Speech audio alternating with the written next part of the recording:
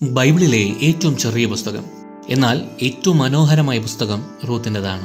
ഈ പുസ്തകത്തിലെ നായികയായ റൂത്ത് ഒരു മോവാബിയ സ്ത്രീയാണ്. ഒരു ക്ഷാമകാലത്ത് മോവാബ് ദേശത്ത് അഭയം തേടാൻ ബെത്ലഹേമിൽ നിന്നൊരു കുടുംബം വന്നു.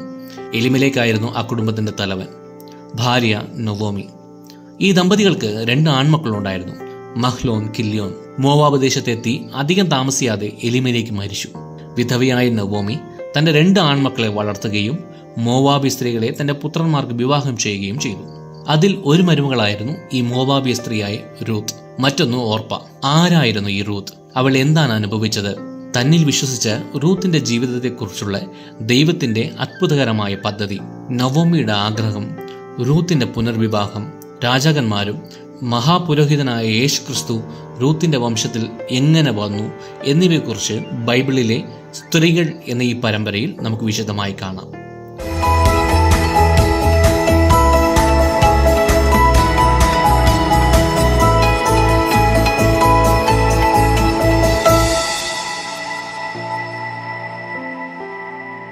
കല്യാണം കഴിഞ്ഞ് അധികം താമസിയാതെ നൊവോമിയുടെ മക്കളായ മഹ്ലോനും കില്യോനും മരിച്ചുപോയി.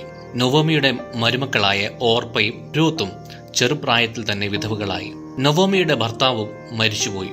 വിവാഹം കഴിഞ്ഞ് ഏതാനും ദിവസങ്ങൾക്കുള്ളിൽ കുട്ടികൾ മരിച്ചുപോയതിനാൽ ഇപ്പോൾ നവോമിയും മരുമക്കളും മാത്രം കുടുംബത്തിൽ അവശേഷിച്ചു. അവർ എത്രമാത്രം വേദന അനുഭവിച്ചിട്ടുണ്ടാകണമെന്ന് ഊഹിക്കാൻ പോലും കഴിയില്ല. നൊവോമിയുടെ മരുമക്കളായി വന്ന ഈ മോവാബി സ്ത്രീകൾ യഹൂദ ദേശത്തെക്കുറിച്ചും കർത്താവിന്റെ പ്രവൃത്തികളെക്കുറിച്ചും അവരുടെ അമ്മായിയമ്മയായ നൊവോമിയിലൂടെ കേൾക്കുമായിരുന്നു. ഇസ്രായേലിൽ പട്ടിണി മാറിയെന്ന് കേട്ടിട്ട് സ്വന്തം നാടായ ബെത്ലഹേമിലേക്ക് മടങ്ങാൻ നൊവോമി തീരുമാനിച്ചു. അവൾ മോവാബിയ ദേശം വിടാൻ തീരുമാനിച്ച് മരുമക്കളെയും കൂടെ കൂട്ടി മൂവരും പോയി.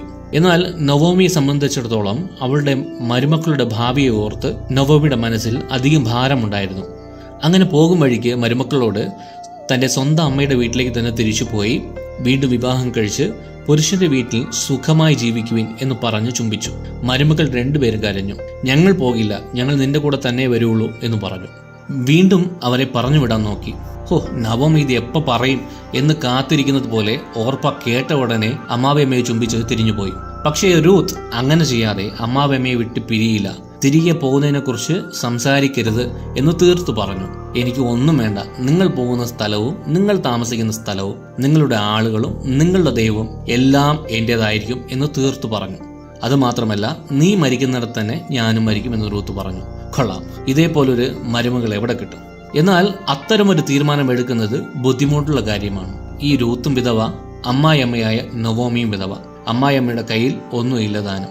ചെല്ലുന്ന സ്ഥലമോ പുതിയ സ്ഥലം, പുതിയ ആളുകൾ എന്ന് അറിഞ്ഞുകൊണ്ട് തന്നെ നമ്മുടെ ഭാഷയിൽ പറഞ്ഞാൽ ഇനി എന്ത് ചെയ്യണമെന്ന് ഒരു ഐഡിയ ഇല്ല എന്ന് അറിഞ്ഞിട്ട് പോലും ഈ റൂത്ത് അമ്മായിയമ്മയോട് പറ്റി നിന്നു. ഇതൊരു വലിയ സമർപ്പണമല്ലേ? റൂത്തിനെ പോലെയുള്ള അത്തരമൊരു നിർണായക തീരുമാനം നമ്മുടെ ജീവിതത്തിലും വളരെ ആവശ്യമാണ്. കാൽവരിയിലെ യേശുവിന്റെ കാൽച്ചുവടുകളിൽ നടക്കാൻ യാത്ര തുടങ്ങിയ നമ്മൾ പിന്നോട്ട് പോകരുത്. ലോത്തിന്റെ ഭാര്യ ഒരു ഉപ്പുതൂണായി മാറിയത് നാം കാണുന്നു. സ്നേഹത്തിന്റെ മരുമകളായ ഓർപ്പ പോലും സ്വാർത്ഥയായി. എന്നാൽ ഇന്ന് നമുക്ക് ഓർപ്പാലിനെ കുറിച്ച് ഒന്നും പറയാനില്ല. എന്നാൽ നാം ഇപ്പോഴും റൂത്തിനെ കുറിച്ച് സംസാരിക്കുന്നു. എന്താണ് നമ്മുടെ അവസ്ഥ? യേശുവെ, നീ എവിടെയാണോ അവിടെ ഞാൻ ഉണ്ടായിരിക്കും. ഞാൻ എന്ത് ചെയ്യണമെന്ന് നീ ആഗ്രഹിക്കുന്നുവോ അത് ഞാൻ ചെയ്യും. ഞാൻ നിന്നെ സ്നേഹിക്കുന്നു, നീ പറയുന്നത് ഞാൻ ചെയ്യും. നീ കാണിക്കുന്ന വഴിയിൽ ഞാൻ നടക്കും. നിന്നെ സ്നേഹിക്കുന്നവരാണ് എന്റെ ബന്ധുക്കളും സുഹൃത്തുക്കളും. എന്റെ ജീവിതത്തിൽ നീ മാത്രം മതി എന്ന സമർപ്പണം നമുക്ക് എല്ലാവർക്കും ആവശ്യമാണ്. തീരുമാനം എടുക്കാൻ എളുപ്പമാണ്, എന്നാൽ അതിനോടൊപ്പം നിൽക്കുക എന്നതാണ് ഏറ്റവും ബുദ്ധിമുട്ടുള്ള കാര്യം. എത്ര ആപത്തുകൾ വന്നാലും, എന്ത് പ്രയാസങ്ങൾ, പരീക്ഷണങ്ങൾ നേരിട്ടാലും നാം യേശുവിനോടൊപ്പം നടക്കണം. നമ്മുടെ ആദ്യകാല ആത്മീയ ജീവിതവും നിലവിലെ പാത നോക്കുകയും തെറ്റുകൾ ആത്മാവിന്റെ സഹായത്തോടെ തിരുത്തുകയും വേണം. അമ്മായിയമ്മയെ കൈപ്പിടിച്ച് നിന്റെ ദൈവം എന്റെ ദൈവം എന്ന് പ്രഖ്യാപിച്ചതിന് റൂത്തിന് എന്ത് ലഭിച്ചു? ടൗണിൽ എത്തിയപ്പോൾ തന്നെ എല്ലാവരും അത്ഭുതത്തോടെ അവരെ നോക്കി. ജോലിക്ക് പോയ പട്ടണത്തിൽ പണിയെടുക്കാൻ പറ്റാത്തത് കൊണ്ട് നാട്ടിലേക്ക് തിരിച്ചു വന്നതാകും എന്ന് പലരും കളിയാക്കി കാണും. ജന്മനാടായ ബെത്ലഹേമിൽ ജീവിക്കാനുള്ള വരുമാന മാർഗം പോലുമില്ല. അമ്മായിയമ്മ പ്രായം ചെന്നവൾ. റൂത്ത് യുവവിധവയാണ്. പക്ഷെ റൂത്ത് ബെത്ലഹേമിൽ വന്നിട്ട് കഴിക്കാനോ ഒന്നും ഇല്ലാത്തതുകൊണ്ട് നൊവോമിയോട് ഞാൻ ചെന്ന് വയലിൽ കയറി കതിർ പറക്കാൻ പോവാം, ആരെങ്കിലും എന്നോട് ദയ തോന്നിയാൽ അവിടെ കയറി കതിർ പറക്കി കൊണ്ടുവരാമെന്ന് പറഞ്ഞു. നൊവോമിയും വീട്ടിൽ ഒന്നും ഇല്ലാത്തതുകൊണ്ട് സമ്മതിച്ചു. അവർ വയലിൽ പോയി മിച്ചം വന്ന ധാന്യം പെറുക്കി കഴിക്കേണ്ടുന്ന അവസ്ഥയായി. ലേവ്യ പുസ്തകം 19:9-10 പറയുന്നത്, അക്കാലത്ത് കൊയ്ത്ത് കഴിഞ്ഞ് ബാക്കി വിട്ടേച്ചു പോകുന്നത് ദരിദ്രർക്കും പരദേശികൾക്കും ഉപജീവിക്കാൻ വിട്ടേക്കണമെന്ന് ദൈവം ഒരു നിയമം കൊടുത്തു. ആളുകൾ വഴിയിൽ വീഴുന്ന കാല, പഴങ്ങൾ എല്ലാം പെറുക്കി ഉപജീവിച്ചു പോന്നു. ഇത്രയും സഹിഷ്ണുതയോടെ ജീവിതം നയിക്കാൻ റൂത്തിന് വളരെ ബുദ്ധിമുട്ട് തോന്നിയിരിക്കണം. അതൊരു പക്ഷെ ഇഷ്ടമല്ലാതെയുമായിരിക്കാം ചെയ്തത്. മര്യാദയ്ക്ക് ഓർപ്പാൽ പോലെ അങ്ങനെ അങ്ങ് പോയാൽ മതിയായിരുന്നു, എനിക്കിത് തന്നെ വേണം എന്നൊരു പക്ഷെ പെറുപെറുത്ത് കാണണം എന്നൊക്കെ നമുക്കൊരു പക്ഷെ തോന്നാം. എന്നാൽ നോക്കൂ, വയലിൽ ശേഷിക്കുന്ന ധാന്യം പുറക്കുന്ന പ്രവൃത്തി പോലും റൂത്തിന് സന്തോഷമായിരുന്നു. പ്രായമായ അമ്മായിയമ്മയെ രക്ഷിക്കേണ്ടുന്ന ചുമതല അദ്ദേഹത്തിനുണ്ടായിരുന്നു. കുഞ്ഞു ധാന്യം കോരിയെടുക്കുമ്പോഴും അവളുടെ തല കുനിഞ്ഞില്ല, ബഹുമാനം നഷ്ടപ്പെട്ടതുമില്ല. ഇത് അവളുടെ നല്ല ഗുണങ്ങൾ പുറത്തു വരാൻ കാരണമായി. റൂത്തിന്റെ സ്നേഹവും വിനയവും അമ്മാവിയമ്മയോട് അവൾ കാണിച്ച കരുതലും അനുസരണവും ഇതിലൂടെ നാം കാണുന്നു. തന്നിൽ വിശ്വസിച്ചവരെ ദൈവം കൈവിട്ട ചരിത്രമുണ്ടോ? ഒരിക്കലുമില്ല. തന്നിൽ വിശ്വസിക്കുന്നവരെ ദൈവം ഒരിക്കലും കൈവിട്ടിട്ടില്ല. അതുപോലെ ദൈവം റൂത്തിനെ ഉപേക്ഷിച്ചതുമില്ല. ഭാഗ്യവശാൽ റൂത്ത് ചെന്നത് ബോവസിന്റെ വയലിലായിരുന്നു. പക്ഷെ ബോവസ് റൂത്തിനെ കുറിച്ച് തന്റെ ദാസൻ വഴി അറിഞ്ഞിരുന്നു. അവൾ നാട്ടിലെത്തിയിട്ട് കുറച്ചുപോലെ റെസ്റ്റ് എടുക്കാതെ കതിർ പറക്കാൻ വന്നു എന്നൊക്കെ. ബോവസ് റൂത്തിനെ വിളിച്ച്, നീ ഇവിടെ തന്നെ ജോലിക്കാർത്തികളോട് കൂടെ കതിർ പറക്കാൻ മതി, അവിടെ ജോലി ചെയ്യുന്ന ഒരുത്തനും നിന്നെ തുടരുത് എന്ന് ഞാൻ പറഞ്ഞിട്ടുണ്ട്, അതുകൊണ്ട് ധൈര്യമായിട്ട് വന്ന് കതിർ പറക്കാൻ കേട്ടോ എന്ന് പറഞ്ഞു. അങ്ങനെ റൂത്ത് ബോവസിനെ വണങ്ങി, ഈ നാട്ടുകാരി പോലും അല്ലാത്ത എനിക്ക് ഇത്രത്തോളം ദയ കാണിക്കാൻ എങ്ങനെ തോന്നി എന്ന് ചോദിച്ചപ്പോൾ ബോവസ് റൂത്തിന്റെ എല്ലാ കാര്യവും പറഞ്ഞു. നിന്റെ ഭർത്താവ് മരിച്ച ശേഷം നിന്റെ അമ്മായിയമ്മയ്ക്ക് നീ ചെയ്തതും നിന്റെ അപ്പനെയും അമ്മയും വിട്ടേച്ച് മുൻപരിചയം പോലും ഇല്ലാത്ത സ്ഥലത്തേക്ക് വരികയും ചെയ്ത കാര്യമൊക്കെ ഞാൻ അറിഞ്ഞു. ഇസ്രായേലിന്റെ ദൈവം നിന്നെ അനുഗ്രഹിക്കട്ടെ എന്ന് പറഞ്ഞു. ബോവസ് റൂത്തിനെ കുറിച്ച് ഡീറ്റെയിൽ ആയിട്ട് അറിഞ്ഞിരുന്നു. വിത്ത് കൊയ്യാൻ മറ്റൊരു വയലിൽ പോകരുതെന്നും ആരും അവളെ ശല്യപ്പെടുത്തരുതെന്നും ദാഹമുണ്ടെങ്കിൽ ദാസൻ കൊണ്ടുവരുന്നതിൽ നിന്ന് തന്നെ കുടിക്കാമെന്നും ബോവസ് തന്റെ ഭൃത്യനോട് ആജ്ഞാപിച്ച ഈ നടപടി എടുപ്പിച്ചതാരാണ്? റൂത്തും ബോവസും എങ്ങനെ കണ്ടുമുട്ടി? എങ്ങനെ ബോവസിന്റെ ദൃഷ്ടിയിൽ പ്രീതി കണ്ടെത്തി? ഇതെല്ലാം റൂത്ത് തന്റെ അമ്മായിയമ്മ വഴി അനുസരിച്ച ദൈവത്തിന്റെ പ്രവൃത്തികളല്ലാതെ മറ്റൊന്നുമല്ല. ബോവസ് ജോലിക്കാരോട് അവൾക്ക് വേണ്ടി കറ്റകളിൽ നിന്ന് വലിച്ചിട്ടേക്കണം, അവൾ എത്ര പിറക്കിയാലും അവളോട് ചോദ്യം ചെയ്യരുത് എന്ന് പറഞ്ഞു. അങ്ങനെ അവൾ വൈകുന്നേരം വരെ എടുത്തു. ശേഷം മിരിച്ച് ക്ലീൻ ചെയ്ത ശേഷം ഒരു പറ യവം ഉണ്ടായിരുന്നു എന്ന് പറഞ്ഞാൽ അത് കുറച്ച് ദിവസത്തേക്കിന് കഴിക്കാനുള്ളതുണ്ട്. ഇത് കുറേ ദിവസം ഇങ്ങനെ നടന്നു. യവത്തിന്റെയും ഗോതമ്പിന്റെയും സീസൺ തീരാറായപ്പോൾ നവോമി റൂത്തിനോട് പറഞ്ഞു, അവൻ നിന്റെ ഏകദേശം മുറച്ചെറുക്കാനല്ലേ, അവൻ മനസ്സ് വെച്ചാൽ നിന്നെ രക്ഷപ്പെടുത്താൻ പറ്റും. അതുകൊണ്ട് ഞാൻ ഒരു ഐഡിയ പറയാം. ബോവസ് യവൻ ക്ലീൻ ചെയ്യാനായിട്ട് ഇന്ന് രാത്രി കളത്തിൽ വരും. അപ്പോൾ നീ അവിടെ ചെന്ന് ഒളിച്ചു നിൽക്കണം. അവൻ കഴിച്ച് കുടിച്ച് കഴിയും വരെ അവൻ നിന്നെ കാണരുത്. ശേഷം അവൻ എവിടെയാണോ കിടക്കുന്നത് അത് മനസ്സിലാക്കിയിട്ട് അവൻ കിടന്ന ശേഷം അവന്റെ കാലിലെ പുതപ്പ് മാറ്റി കിടക്കുക. ബാക്കി അവൻ പറയുമെന്ന് നവോമി പറഞ്ഞു. റൂത്ത് അപ്രകാരം തന്നെ ചെയ്തു. അടിമ യജമാനന്റെ കാൽക്കൽ കിടക്കുന്നത് അക്കാലത്ത് സാധാരണമായിരുന്നു. ഇസ്രായേലിന്റെ അന്നത്തെ ആചാരമനുസരിച്ച് പെരുമാറാൻ അമ്മായിയമ്മയായ നവോമി മരുമകളായ റൂത്തിനെ ഉപദേശിച്ചു. അത് തെറ്റായ ചിന്തകൾ കൊണ്ടല്ല. രാത്രി ബോവസ് ഒരു സ്ത്രീ കാലിൽ കിടക്കുന്നത് കണ്ടിട്ട് ഞെട്ടി എണീച്ചു. ആരാന്ന് ചോദിച്ചപ്പോൾ നിന്റെ അടിമ റൂത്ത് എന്ന് പറഞ്ഞു. ബോവസിന്റെ ബന്ധുവായ ഈ റൂത്തിനെ വിവാഹം കഴിക്കാനുള്ള ആഗ്രഹം അവൻ പ്രകടിപ്പിച്ചു. തന്റെ ദാസിയുടെ മേൽ മൂടുപടം വിരിക്കുക എന്ന് റൂത്ത് പറയുമ്പോൾ ആക്ച്വലി ആ സമയത്ത് തന്നെ സ്വന്തം ഭാര്യയായി സ്വീകരിച്ച് സംരക്ഷണവും പിന്തുണയും പരിചരണവും നൽകണം എന്നതാണ് അത് കാണിക്കുന്നത്. വേറെ ജാതിയിൽപ്പെട്ട ആചാരങ്ങളിൽ നിന്ന് വന്ന റൂത്ത് യാതൊരു എതിർപ്പും കാണിക്കാതെ തന്റെ അമ്മായിയമ്മ പറഞ്ഞതനുസരിച്ചു. അവളെ അനുഗ്രഹിച്ച ദൈവത്തിൽ അവൾ വിശ്വസിച്ചു.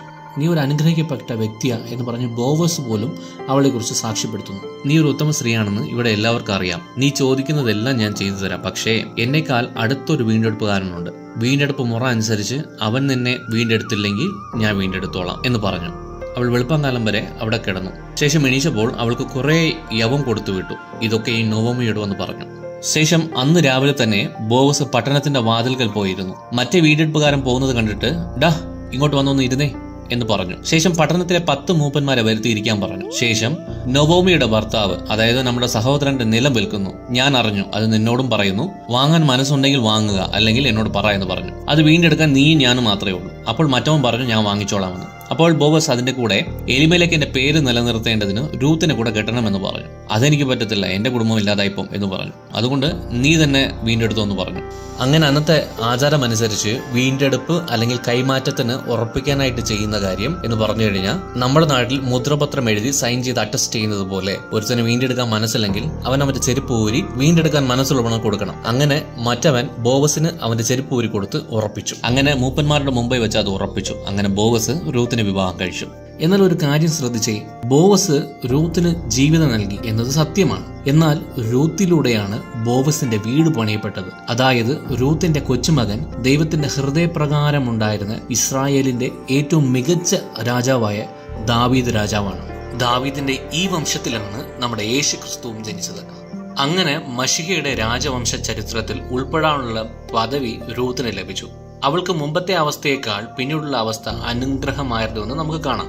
ദൈവം അവളുടെ അമ്മായിയമ്മയോട് വെളിപ്പെടുത്തിയ എല്ലാ കാര്യങ്ങളും രൂത്ത് അനുസരിച്ചു. അതായത് ജോലിക്ക് പോയി വീണ്ടും വിവാഹം കഴിക്കുക, ഇങ്ങനെ പറഞ്ഞതെല്ലാം രൂത്ത് അനുസരിച്ചു. അവൾ വേറെ ജാതിയിൽപ്പെട്ട പെണ്ണാണ്, വേറെ മതം വേറെ ജാതി ആണെങ്കിലും അവൾ തന്റെ അമ്മായിയമ്മയെ പോലെ തന്നെയായി. ബൈബിളിൽ പ്രത്യേകിച്ച് ഈ നവോമിയും രൂത്തും അമ്മായിയമ്മ മരുമകൾ ബന്ധം എല്ലാവരെയും അത്ഭുതപ്പെടുത്തുന്നതാണ്. രൂത്ത് ഇത്രയധികം അനുഗ്രഹിക്കപ്പെടുന്നതിന്റെ ഒരേ ഒരു കാരണം അവൾ ഇസ്രായേലിന്റെ ദൈവം ആരാണെന്ന് അവൾ അംഗീകരിക്കുകയും അവൾ അറിയുന്ന ഇസ്രായേലിന്റെ ദൈവത്തോട് ചേർന്ന് നിൽക്കുകയും എല്ലാം പരിപാലിക്കാൻ അവനെ വിശ്വസിക്കുകയും ചെയ്തു എന്നതാണ്. ഒന്ന് ആലോചിച്ച് നോക്കിയ ആളുകൾ എന്തൊക്കെ തമാശകൾ പറഞ്ഞാണ് ഇവരെയൊക്കെ വെച്ച്. എന്നാൽ ഒരു വിളവെടുപ്പ് കാലം അവസാനിക്കുന്നതിന് മുമ്പ് രൂത്തിന്റെ ജീവിതത്തിൽ എത്രമാത്രം മാറ്റങ്ങൾ സംഭവിച്ചു.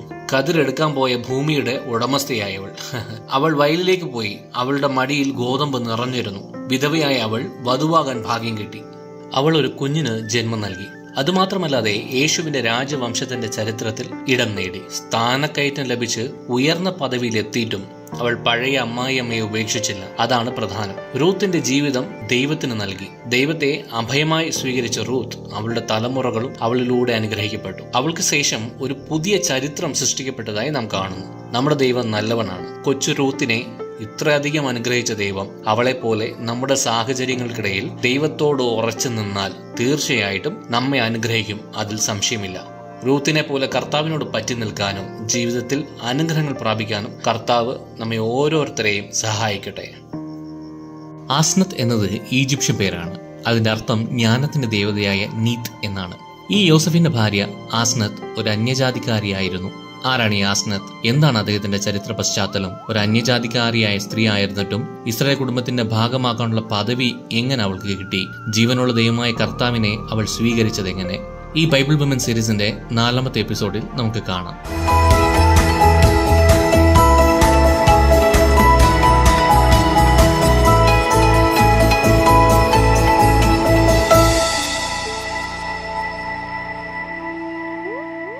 ഈജിപ്തിലെ ഒരു പുരോഹിതന്റെ മകൾ എന്ന നിലയിൽ ഉയർന്ന പദവി ആസ്വദിച്ചു. പുരോഹിതന്മാർ എന്ന് പറയുന്നത് ദൈവങ്ങൾക്കും ആളുകൾക്കുമിടയിലുള്ള ഇടനിലക്കാരായും ഫറവോന്റെ പ്രതിനിധികളുമായിരുന്നു. ദൈവികവും ഭൗതികവും തമ്മിലുള്ള ബന്ധം കൂടാതെ അവളുടെ പിതാവായ പോത്തിഫറയുടെ പേര് അവളുടെ വംശപാരമ്പര്യത്തെക്കുറിച്ച് മറ്റൊരു സൂചന തരുന്നു. എന്താണെന്ന് പറഞ്ഞാൽ ഇത് ഈജിപ്തിലെ ഏറ്റവും പ്രധാനപ്പെട്ട ഒരു സൗരദേവനായ റാ എന്ന ദൈവവുമായി ബന്ധപ്പെട്ടിരിക്കുന്നു. പുരോഹിത സംസ്കാര പാരമ്പര്യങ്ങൾ പിന്തുടർന്നിരുന്നെങ്കിൽ പുരോഹിതരുടെ മക്കൾക്കിടയിൽ പൊതുവായി കാണുന്നത് പോലെ ആസനത്തിനെയും പുരോഹിത ശുശ്രൂഷയിൽ ഒരു ഭാവി ഉണ്ടാകുമായിരുന്നു. പുരാതന ഈജിപ്തിൽ മതപരമായ നേതൃത്വ സ്ഥാനമുള്ള സ്ത്രീകൾ വളരെ അപൂർവമായിരുന്നു. ചെറുപ്പം മുതലേ അപ്പന്റെ കൂടെ പുരോഹിത ശുശ്രൂഷ കണ്ടു വളർന്ന ആസ്നത്ത് ജ്ഞാനത്തിന്റെ ദേവി എന്ന അർത്ഥം പോലെ അവൾക്ക് അതിലാണ് ഭാവി എന്നൊക്കെ ആൾക്കാർ ചിന്തിച്ചു കാണണം. ഈ പട്ടണത്തിൽ താമസിച്ചിരുന്ന ആസ്നത്ത് തന്റെ പിതാവ് ആരാധിച്ചിരുന്ന സൂര്യനെ ആരാധിച്ച് പുരോഹിതനായിരുന്ന അപ്പനെ സൂര്യാരാധനയിൽ സഹായിക്കുകയും ചെയ്തു. ഗ്രീക്കുകാർ ഹിലിയോപോളിസ് എന്ന പേര് മാറ്റിയ നഗരം വെറുമൊരു നഗരമായിരുന്നില്ല. അത് നിഗൂഢത സ്ഥിതി ചെയ്യുന്ന ആധുനിക കൈറോ എന്ന് നാം ഇപ്പോൾ പറയുന്ന സ്ഥലത്തിൽ നിന്ന് ഒരു 10 കിലോമീറ്റർ ദൂരം മാത്രമേ ഉള്ളൂ. ഹിലിയോപോളിസ് സൂര്യാരാധനയുടെ ഹൃദയം എന്നായിരുന്നു അറിയപ്പെട്ടിരുന്നത്. ഈ പശ്ചാത്തലത്തിൽ ആസ്നത്തിന്റെ അപ്പൻ വെറുമൊരു പുരോഹിതൻ മാത്രമല്ല, പുരാതന കാലത്തെ ഏറ്റവും പ്രശസ്തവും ആദരണീയവുമായ ക്ഷേത്രങ്ങളൊന്നിൽ ഒരു ഉയർന്ന പദവി, ഒരുപക്ഷെ പ്രധാന പുരോഹിതന്റെ സ്ഥാനം പോലും ഉണ്ടായിരുന്നവനായിരിക്കണം എന്ന് നമുക്ക് മനസ്സിലാക്കാം. ബൈബിളിലെ ആസ്നത്തിന്റെ പേര് യാദൃശികമായി എഴുതിയതല്ല. അത് യാക്കോബിന്റെ ഇഷ്ടപുത്രനായ യോസഫുമായുള്ള അവളുടെ വിവാഹവുമായി ബന്ധപ്പെട്ടതാണ്. എന്നാൽ ഈ വിവാഹം ഒരു യാദൃശിക സംഭവവുമല്ല. യോസഫിന്റെ ചരിത്രത്തിലെ നിർണായക കാലഘട്ടത്താണ് ഇത് നടക്കുന്നത്. 2 സ്വപ്നങ്ങൾ വ്യാഖ്യാനിക്കാൻ ഫറവോൻ അവിടുത്തെ ഈ പുരോഹിതന്മാരോടും മന്ത്രവാദികളോടും എല്ലാം പറഞ്ഞിരുന്നു. എല്ലാവരും കഠിനമായി ശ്രമിച്ചു, പക്ഷേ നടന്നില്ല.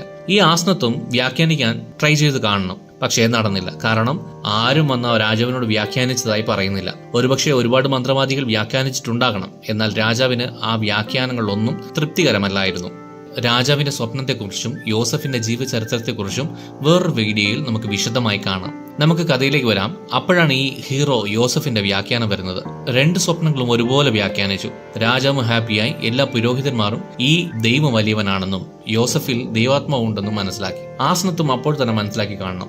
ഈജിപ്ത് ദേശത്തേക്ക് അടിമയായി വന്ന യോസഫിനെ കർത്താവ് ഉയർത്തി. ഫറവോന്റെ അടുത്ത സ്ഥാനത്തിൽ ഈജിപ്ത് ദേശത്തിലെ പരമോന്നത സ്ഥാനം അവന് ലഭിച്ചു. ഫറവോൻ യോസഫിന് സാപ്നത്ത് പനേഹ് എന്ന് പേരിട്ടു. സാപ്നത്ത് പനേഹ് എന്നാൽ ലോകത്തെ രക്ഷിക്കുന്നവൻ എന്നാണ് അർത്ഥം.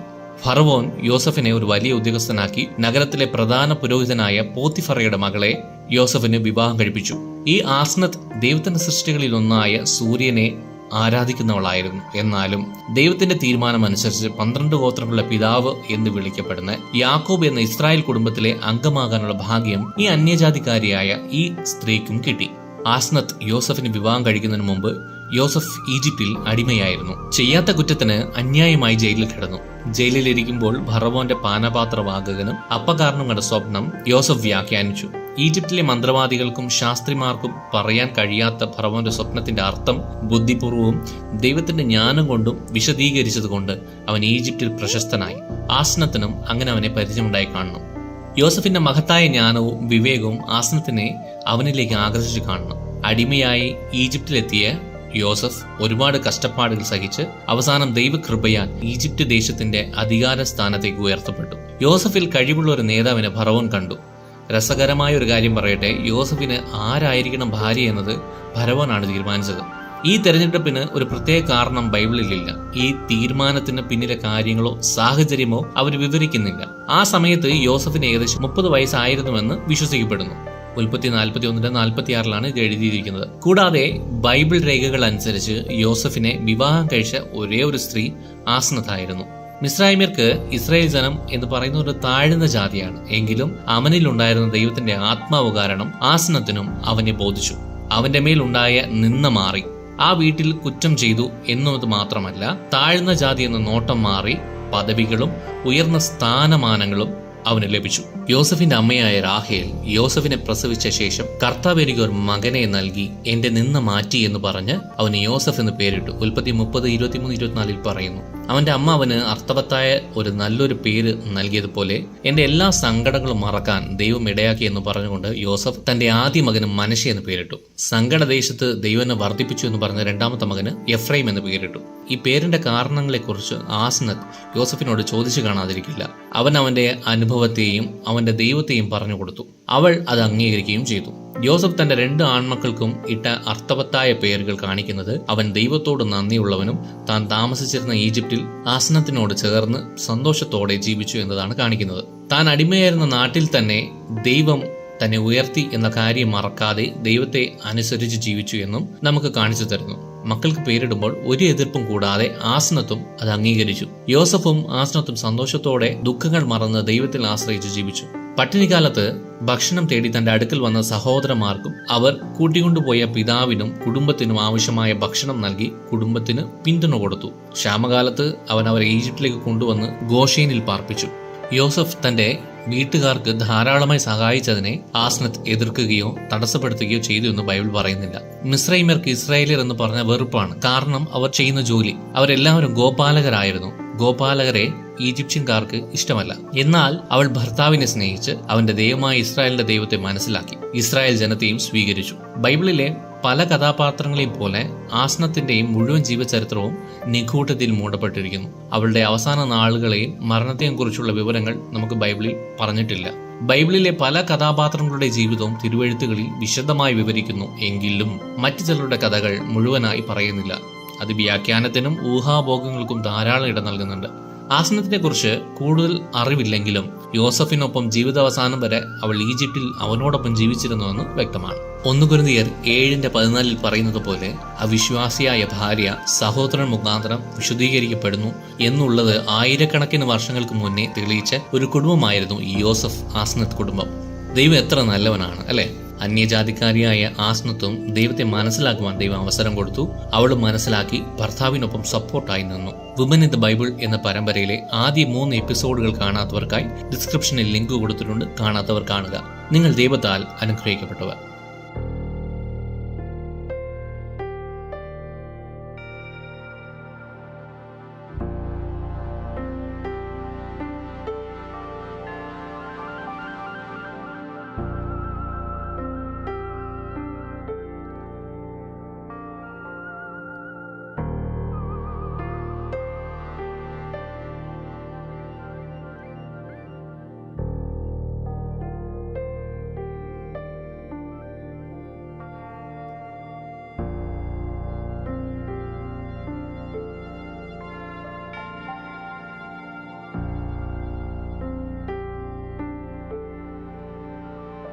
താമാർ ഒരു കനാനി സ്ത്രീയായിരുന്നു.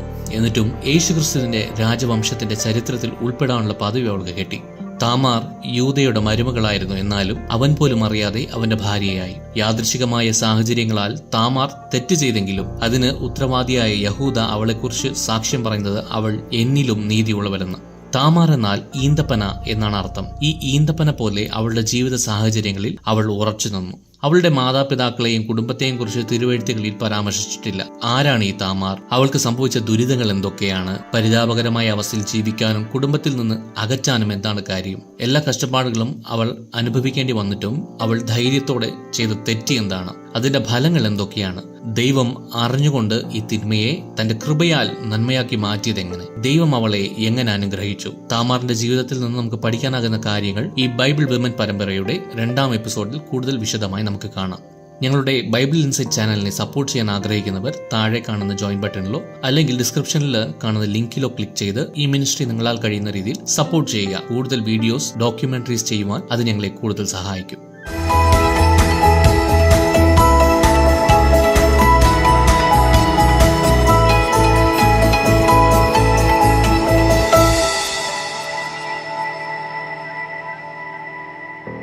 ഗോത്രപിതാവ് എന്ന് വിളിക്കപ്പെട്ട യാക്കോബിന്റെ 12 പുത്രന്മാരിൽ 4ാമനായിരുന്നു യൂദ. അദ്ദേഹം അവന്റെ കൂട്ടു സഹോദരന്മാരെ വിട്ടുപിരിഞ്ഞ് അദുല്ലാമിൽ ചെന്ന് അവിടെ ഹീര എന്ന ആളുടെ കൂടെ താമസിച്ചു. കാനാനിൽ തന്നെ ഉള്ള ഒരു സ്ത്രീയെ കണ്ട് കല്യാണം കഴിച്ചു. അവളുടെ പേര് ഷുവ എന്നാണ്. അവൾ 3 മക്കളെ പ്രസവിച്ചു. ആദ്യ ആൾക്ക് ഏർ എന്നും, രണ്ടാമത്തവന് ഓനാൻ എന്നും, ലാസ്റ്റ് ഉള്ളവന് ഷേല എന്നുമാണ് പേര്. ആദ്യ ചെറുക്കന്റെ ഭാര്യയാണ് ഈ താമാർ. അവൻ ദൈവത്തിന് അനിഷ്ടനായിരുന്നു. അവന്റെ ലൈഫ് ദൈവത്തിന് പോലും ഇഷ്ടമല്ലായിരുന്നു. അങ്ങനെ കല്യാണം കഴിഞ്ഞ് ഒരു സന്തതി ഉരുവാങ്ങുന്നതിന് മുമ്പ് തന്നെ യഹോവ അവനെ കൊന്നു. ശേഷം ചേട്ടന്റെ സന്തതി ഇല്ലാത്തത് കൊണ്ട് അന്നത്തെ അവിടുത്തെ ആചാരം അനുസരിച്ച് ദേവരധർമ്മം അനുസരിച്ച് അനുജന് കൊടുത്ത് ചേട്ടന്റെ സന്തതി നിലനിർത്തണം എന്നതാണ്. ദേവരധർമ്മം എന്ന് പറഞ്ഞാൽ ഒന്നുമല്ല, ദേവര എന്ന് പറഞ്ഞ ബ്രദർ ഇൻ ലോ. ധർമ്മം അതായത് ഭർത്താവിന്റെ പേര് ഇസ്രായേലിൽ നിന്ന് അറ്റുപോകാതിരിക്കാൻ അതിനുവേണ്ടി ചെയ്യുന്ന ഒരു സമ്പ്രദായം. ഒന്നാലോചിച്ച് ഈ അനിയൻ താമാറിനെ സ്വീകരിച്ചു. പക്ഷേ ചേട്ടന്റെ സന്തതി കൊടുക്കില്ല എന്ന് അവൻ തീരുമാനിച്ചു. അപ്പോ അവന്റെ ചേട്ടന്റെ സ്വഭാവം എന്തായിരിക്കണം എന്ന് ആലോചിക്കാവുന്നതേ ഉള്ളൂ. ചേട്ടൻ മരിച്ചിട്ട് പോലും അവനോട് ദയ തോന്നാതിരിക്കണമെങ്കിൽ അവൻ സ്വന്തം സഹോദരനോട് തന്നെ എത്ര ക്രൂരനായിരുന്നിരിക്കണം. ശേഷം അവൻ ചേട്ടന് സന്തതി കൊടുത്തില്ല. സത്യത്തിൽ ചെയ്യേണ്ടത്, ഇങ്ങനെ ചേട്ടന് സന്തതി കൊടുക്കാൻ താല്പര്യമില്ലെങ്കിൽ അവളോട് പറഞ്ഞിട്ട് അവൾ പട്ടണവാതിലിൽ, അന്നത്തെ കോടതി അവിടെയായിരുന്നു, അവിടെയാണ് എല്ലാ കാര്യങ്ങളും ഒത്തുതീർപ്പാക്കുന്നത്, അവിടെ പോയി കാര്യങ്ങൾ ബോധിപ്പിക്കണം. എന്നിട്ട് അവിടുത്തെ മൂപ്പന്മാർ അവനെ വിളിച്ച് സംസാരിക്കും. എന്നിട്ടും അവന് മനസ്സില്ല എന്ന് തീർത്ത് പറഞ്ഞാൽ ചെയ്യുന്നത്, സഹോദരന്റെ ഭാര്യ മൂപ്പന്മാരും നാട്ടുകാരും കാണുകെ അവന്റെ അടുത്ത് ചെന്ന് അവന്റെ കാലിലെ ചെരുപ്പഴിച്ച് അവന്റെ മുഖത്ത് തുപ്പും.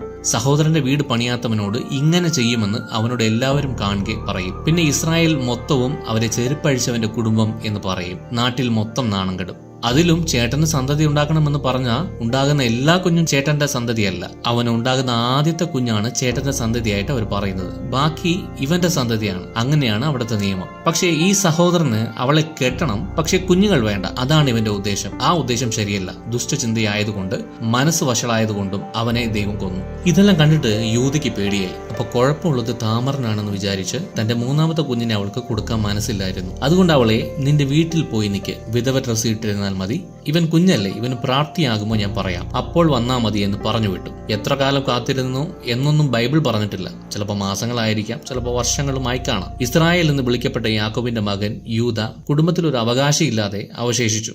കാലങ്ങൾ കടന്നുപോയി, ദിവസങ്ങൾ കടന്നുപോയി. ഈ സമയത്ത് യൂദയുടെ ഭാര്യ മരിച്ചു. ഭാര്യയുടെ മരണം കഴിഞ്ഞ് ദുഃഖം മാറിയ ശേഷം യൂദ തന്റെ സുഹൃത്തിനോടൊപ്പം ആടുകളുടെ രോമം കത്തിരിക്കുന്ന അടിയന്തരത്തിന് പോയി. പക്ഷെ താമാറിന് മനസ്സിലായി യൂദ പറ്റിക്കുകയാണെന്ന്. താമാറിന് ഒരു ഐഡിയ കിട്ടി. അവൾ തീരുമാനിച്ചു, എനിക്ക് സന്തതി വേണം. താമാർ തന്റെ വിധവയുടെ കോലം മാറ്റി അവൾ പ്രവേശിച്ച വീടിന്റെ വംശ വളർച്ചയ്ക്ക് വേണ്ടി കൗശലപൂർവ്വം പ്രവർത്തിച്ചു. അവൾ വിധവയുടെ വസ്ത്രം പൂർണ്ണമായിട്ട് മാറ്റി അവളുടെ അമ്മായിയപ്പൻ ആടുകൾ രോമം കത്തിരിക്കുവാൻ പോയി എന്ന് കേട്ടിട്ട് അവിടെ ഒരു വേശ്യയെ പോലെ അണിഞ്ഞൊരുക്കി മുഖം മൂടി, കണ്ടാൽ അവന്റെ മരുമകളാണെന്ന് തോന്നാത്ത രീതിയിൽ അടിമുടി മാറി പോയി ഗോപുരത്തിന്റെ മുകളിലിരുന്നു.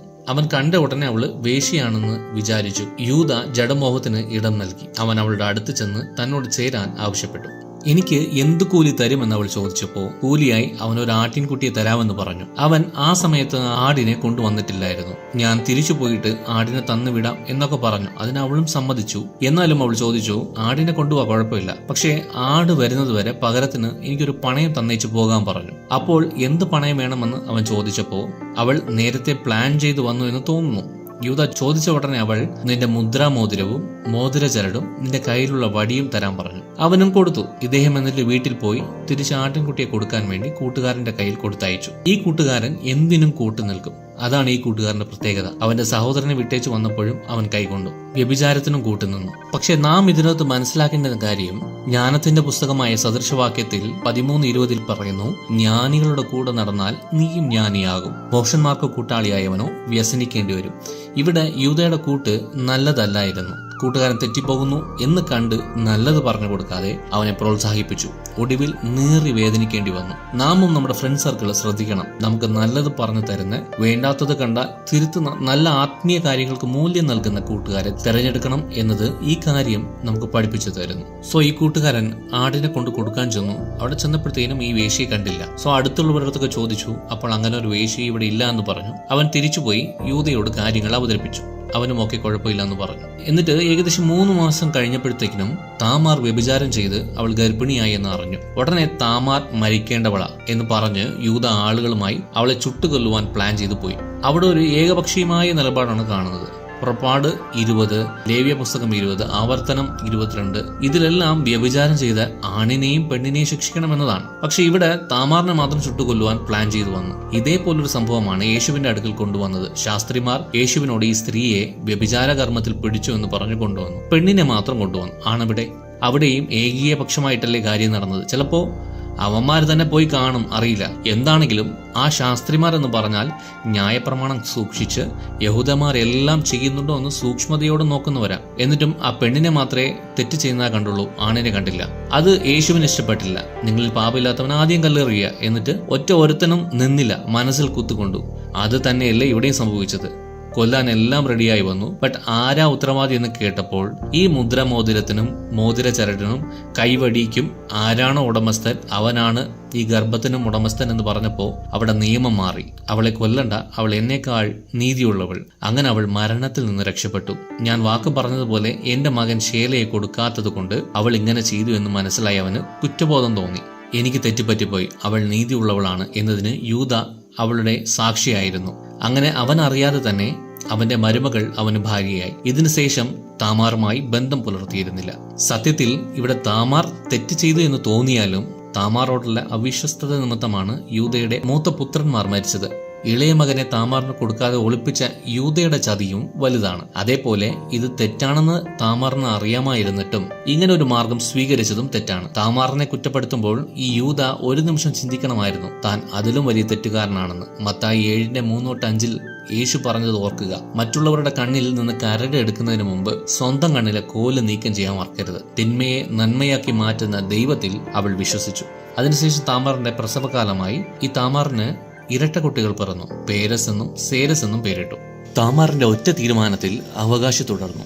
യൂദയോ മറ്റാരും അവളുമായി ബന്ധം പുലർത്തിയിരുന്നില്ല. പിന്നീട് അവളൊരു മോവാബിയ സ്ത്രീയാണ്. പക്ഷേ ദൈവത്തെ വിശ്വസിച്ച് തലമുറകൾക്കും അത് പറഞ്ഞു കൊടുത്തു വളർത്തി. ഈ സന്തതിയിൽ നിന്നാണ് യൂദാ ഗോത്രം തുടർന്ന് വളർന്നതും. പേരസ് എന്ന ഈ തലമുറയിലാണ് യേശു ക്രിസ്തു ജനിച്ചതും. ഇസ്രായേലിന്റെ രാജവംശ ചരിത്രത്തിൽ സാധാരണയായി സ്ത്രീകളുടെ പേര് ഉണ്ടാകാറില്ല. എന്നാൽ യേശു ക്രിസ്തുവിന്റെ രാജവംശത്തിന്റെ ചരിത്രത്തിൽ ഈ താമാറിന്റെ പേര് മത്തായി 1:3 എഴുതിയിരിക്കുന്നത് നമുക്ക് കാണാം. താമാറിന് ഇതൊരു വലിയ അനുഗ്രഹമല്ലേ? ബോവസ് റൂത്തിനെ ഭാര്യയായി സ്വീകരിച്ചപ്പോൾ റൂത്ത് 4:12 പട്ടണവാതിൽക്കൽ ഇരുന്ന് ജനവും മൂപ്പന്മാരും ചേർന്ന് അനുഗ്രഹിച്ച സമയത്ത് ഈ താമാറിന്റെ പേര് അവിടെ പറഞ്ഞ് അനുഗ്രഹിക്കുന്ന രീതിയിൽ കാര്യങ്ങൾ മാറി. താമാറിന്റെ ഈ പ്രവൃത്തി ദൈവത്തിന്റെ നിയമം ലംഘിക്കുന്ന പ്രവൃത്തിയായിരുന്നു. എന്നിരുന്നാലും ദൈവത്തിന്റെ പദ്ധതി നിറവേറാനായി മനുഷ്യരുടെ കുറവുകൾക്കപ്പുറം ദൈവം പ്രവർത്തിക്കുന്നു എന്നതാണ് സത്യം. താമാറിന്റെ അമ്മായപ്പനായ യൂദയിലൂടെ അവൻ മശീഹയുടെ പരമ്പര തുടരാൻ ഭാഗ്യം ലഭിച്ചു. അതിന് ദൈവം ഇങ്ങനെ ഒരു തെറ്റായ രീതി അനുവദിക്കുമോ എന്ന ചോദ്യം നമ്മുടെ എല്ലാം മനസ്സിൽ ഉയരുന്നുണ്ട്, അല്ലെ? ഒരിക്കലുമല്ല. അത്തരമൊരു തെറ്റ് ദൈവം ഒരിക്കലും അനുവദിക്കില്ല. പക്ഷേ നമ്മുടെ ദൈവം സംഭവിച്ചു പോയ അഥവാ അബദ്ധവശാൽ പറ്റിപ്പോയ തെറ്റുപോലും നന്മയാക്കി മാറ്റുകയും തന്റെ മഹത്വം വെളിപ്പെടുത്തുകയും ചെയ്യുന്നതിന്റെ ഉത്തമ ഉദാഹരണമാണിത്. കുറ്റങ്ങളും കുറവുകളും ഇല്ലാത്ത ആരുമില്ല. നമ്മുടെ കുറ്റങ്ങളും ആവലാദികളും ദൈവത്തോട് അറിയിക്കുകയും അവനോട് ക്ഷമ ചോദിക്കുകയും ചെയ്യുമ്പോൾ അവൻ നമ്മോട് ക്ഷമിക്കുകയും നമുക്കൊരു പുതിയ ജീവിതം നൽകുകയും ചെയ്യും. ഈ ബൈബിൾ വിമൻ എന്ന ഈ പരമ്പരയുടെ ആദ്യ എപ്പിസോഡിൽ കാണാത്തവർ ഡിസ്ക്രിപ്ഷനിൽ ലിങ്ക് കൊടുത്തിട്ടുണ്ട്, കാണുക. ദയവായി നിങ്ങളുടെ സുഹൃത്തുക്കൾക്കും ഞങ്ങളുടെ ചാനൽ പരിചയപ്പെടുത്തുക. കൂടുതൽ ബൈബിൾ വിവരങ്ങൾക്കും സത്യത്തിനും ഞങ്ങളുടെ ചാനൽ പ്ലേലിസ്റ്റ് പേജ് സന്ദർശിക്കുകയും മറ്റ് വീഡിയോകൾ കാണുകയും ചെയ്യുക. നിങ്ങൾ ദൈവത്താൽ അനുഗ്രഹിക്കപ്പെട്ടവർ. ദെബോറ ബൈബിൾ ചരിത്രത്തിൽ ഒരു അസാധാരണ വ്യക്തിയാണ്. പല ദേശങ്ങൾ ഇസ്രായേലിനെ അടിച്ചമർത്തുന്ന സമയത്താണ് അവളുടെ ജ്ഞാനത്തിനും ധൈര്യത്തിനും നേതൃത്വത്തിനും പേരുകേട്ടവളായി ഉയർന്നു വന്നത്. എബ്രായ ഭാഷയിൽ അവളുടെ പേരിന്റെ അർത്ഥം ബിസിബി, തിരക്കുള്ള തേനീച്ച എന്നാണ്. ഇയ്യോബ് 3 സങ്കീർത്തനങ്ങൾ രചിച്ചിട്ടുണ്ട്.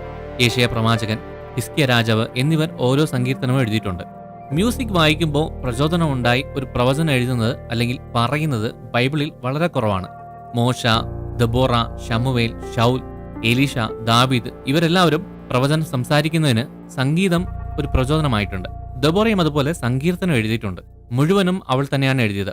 റബ്ബിമാരുടെ പാരമ്പര്യം അനുസരിച്ച് അവൾ ദൈവത്തിന്റെ കൂടാരത്തിന്റെ വിളക്കുകളുടെ സൂക്ഷിപ്പുകാരിയായിരുന്നു എന്നാണ് പറയുന്നത്.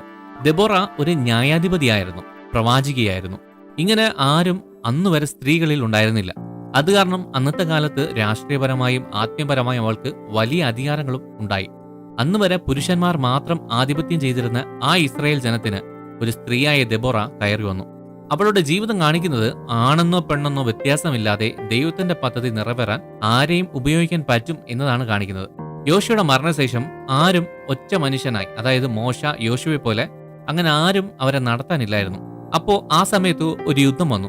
ഇസ്രായേൽ ദൈവത്തോട് ചോദിച്ചു, ആരപ്പോ യുദ്ധം ചെയ്യേണ്ടതെന്ന്. അപ്പോ ദൈവം യഹൂദ പോകട്ടെ എന്ന് പറഞ്ഞു. അങ്ങനെ ആ യുദ്ധം ഒരാൾ പോലും നയിക്കാനില്ലാതെ യുദ്ധം ജയിച്ചു. യോശുവ കനാൻ പിടിച്ചു. എല്ലാ സ്ഥലവും ഓരോ ഗോത്രത്തിനും വീതിച്ചു കൊടുത്തു. അതിന്റെ എല്ലാ മെയിൻ സിറ്റീസിന്റെയും മെയിൻ ടൗണിൽ ലേവ്യർക്ക് സ്ഥലം കൊടുത്തു.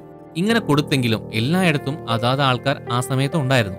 യോശുവയുടെ മരണശേഷവും അവർക്ക് കൊടുത്ത സ്ഥലത്തെ അവർ അവകാശമാക്കാൻ യുദ്ധം ചെയ്യേണ്ടി വന്നിട്ടുണ്ട്. ഒരുപാട് വർഷങ്ങൾ കഴിഞ്ഞ് ഓരോ ന്യായാധിപന്മാർ എഴുന്നേക്കാൻ തുടങ്ങി.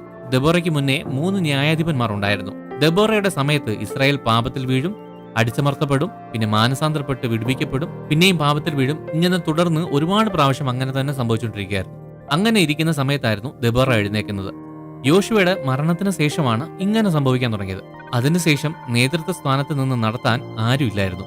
അന്യ സംസ്കാരങ്ങൾ ആ സമയത്ത് ഇസ്രായേലിനെ ബാധിക്കാൻ തുടങ്ങി. ന്യായാധിപന്മാരുടെ പുസ്തകം ഇങ്ങനെയാ പറയുന്നത്, അവർ ആത്മീയമായി ശോഷിച്ചു തുടങ്ങി. അത് കാരണം ആ സമയത്ത് ഒരുപാട് പ്രശ്നത്തിലൂടെ പോയി. ഇസ്രായേലിയർ ഇടയ്ക്കിടയ്ക്ക് ദൈവത്തെ ആരാധിക്കാതെ പിന്തിരിഞ്ഞു പോകും. അതിന് പകരമായിട്ട് അന്യ ദൈവങ്ങളെ ആരാധിക്കും. പിന്നെ ദൈവത്തെ അനുസരിക്കാതെയായി. ആ സമയത്ത് ദൈവം അവരോട് സംസാരിക്കുന്നത് അവർ കേൾക്കാത്തതുകൊണ്ട് അവരെ അടുത്തുള്ള രാജ്യങ്ങൾക്ക് കീഴിലാക്കി, അവരെ ഞെരുക്കി. ദെബോറ നയിക്കുന്ന സമയത്ത് കനാന്യ രാജാവായ യാബീം അവരെ ഉപദ്രവിച്ച് ഞെരുക്കിക്കൊണ്ടിരുന്നു. 20 വർഷമായിട്ട് അവർ കനാന്യ രാജാവിന്റെ സേനാധിപതിയുടെ കീഴിലായിരുന്നു. അവർക്ക് 900 ഇരുമ്പുരഥം ഉണ്ടായിരുന്നു. അത് കാരണം ഇസ്രായേൽ അവരോട് യുദ്ധം ചെയ്യാൻ ഒരുപാട് പേടിച്ചിരുന്നു. സിസേരയുടെ താഴെ വളരെ കഠിനമായി അവരെ ഒതുക്കി. വളരെ കഷ്ടം നിറഞ്ഞ ഈ സമയത്ത് എങ്ങനെയെങ്കിലും ഞങ്ങളെ രക്ഷിക്കണേ എന്ന് പറഞ്ഞ് അവർ ദൈവത്തോട് നിലവിളിക്കാൻ തുടങ്ങി.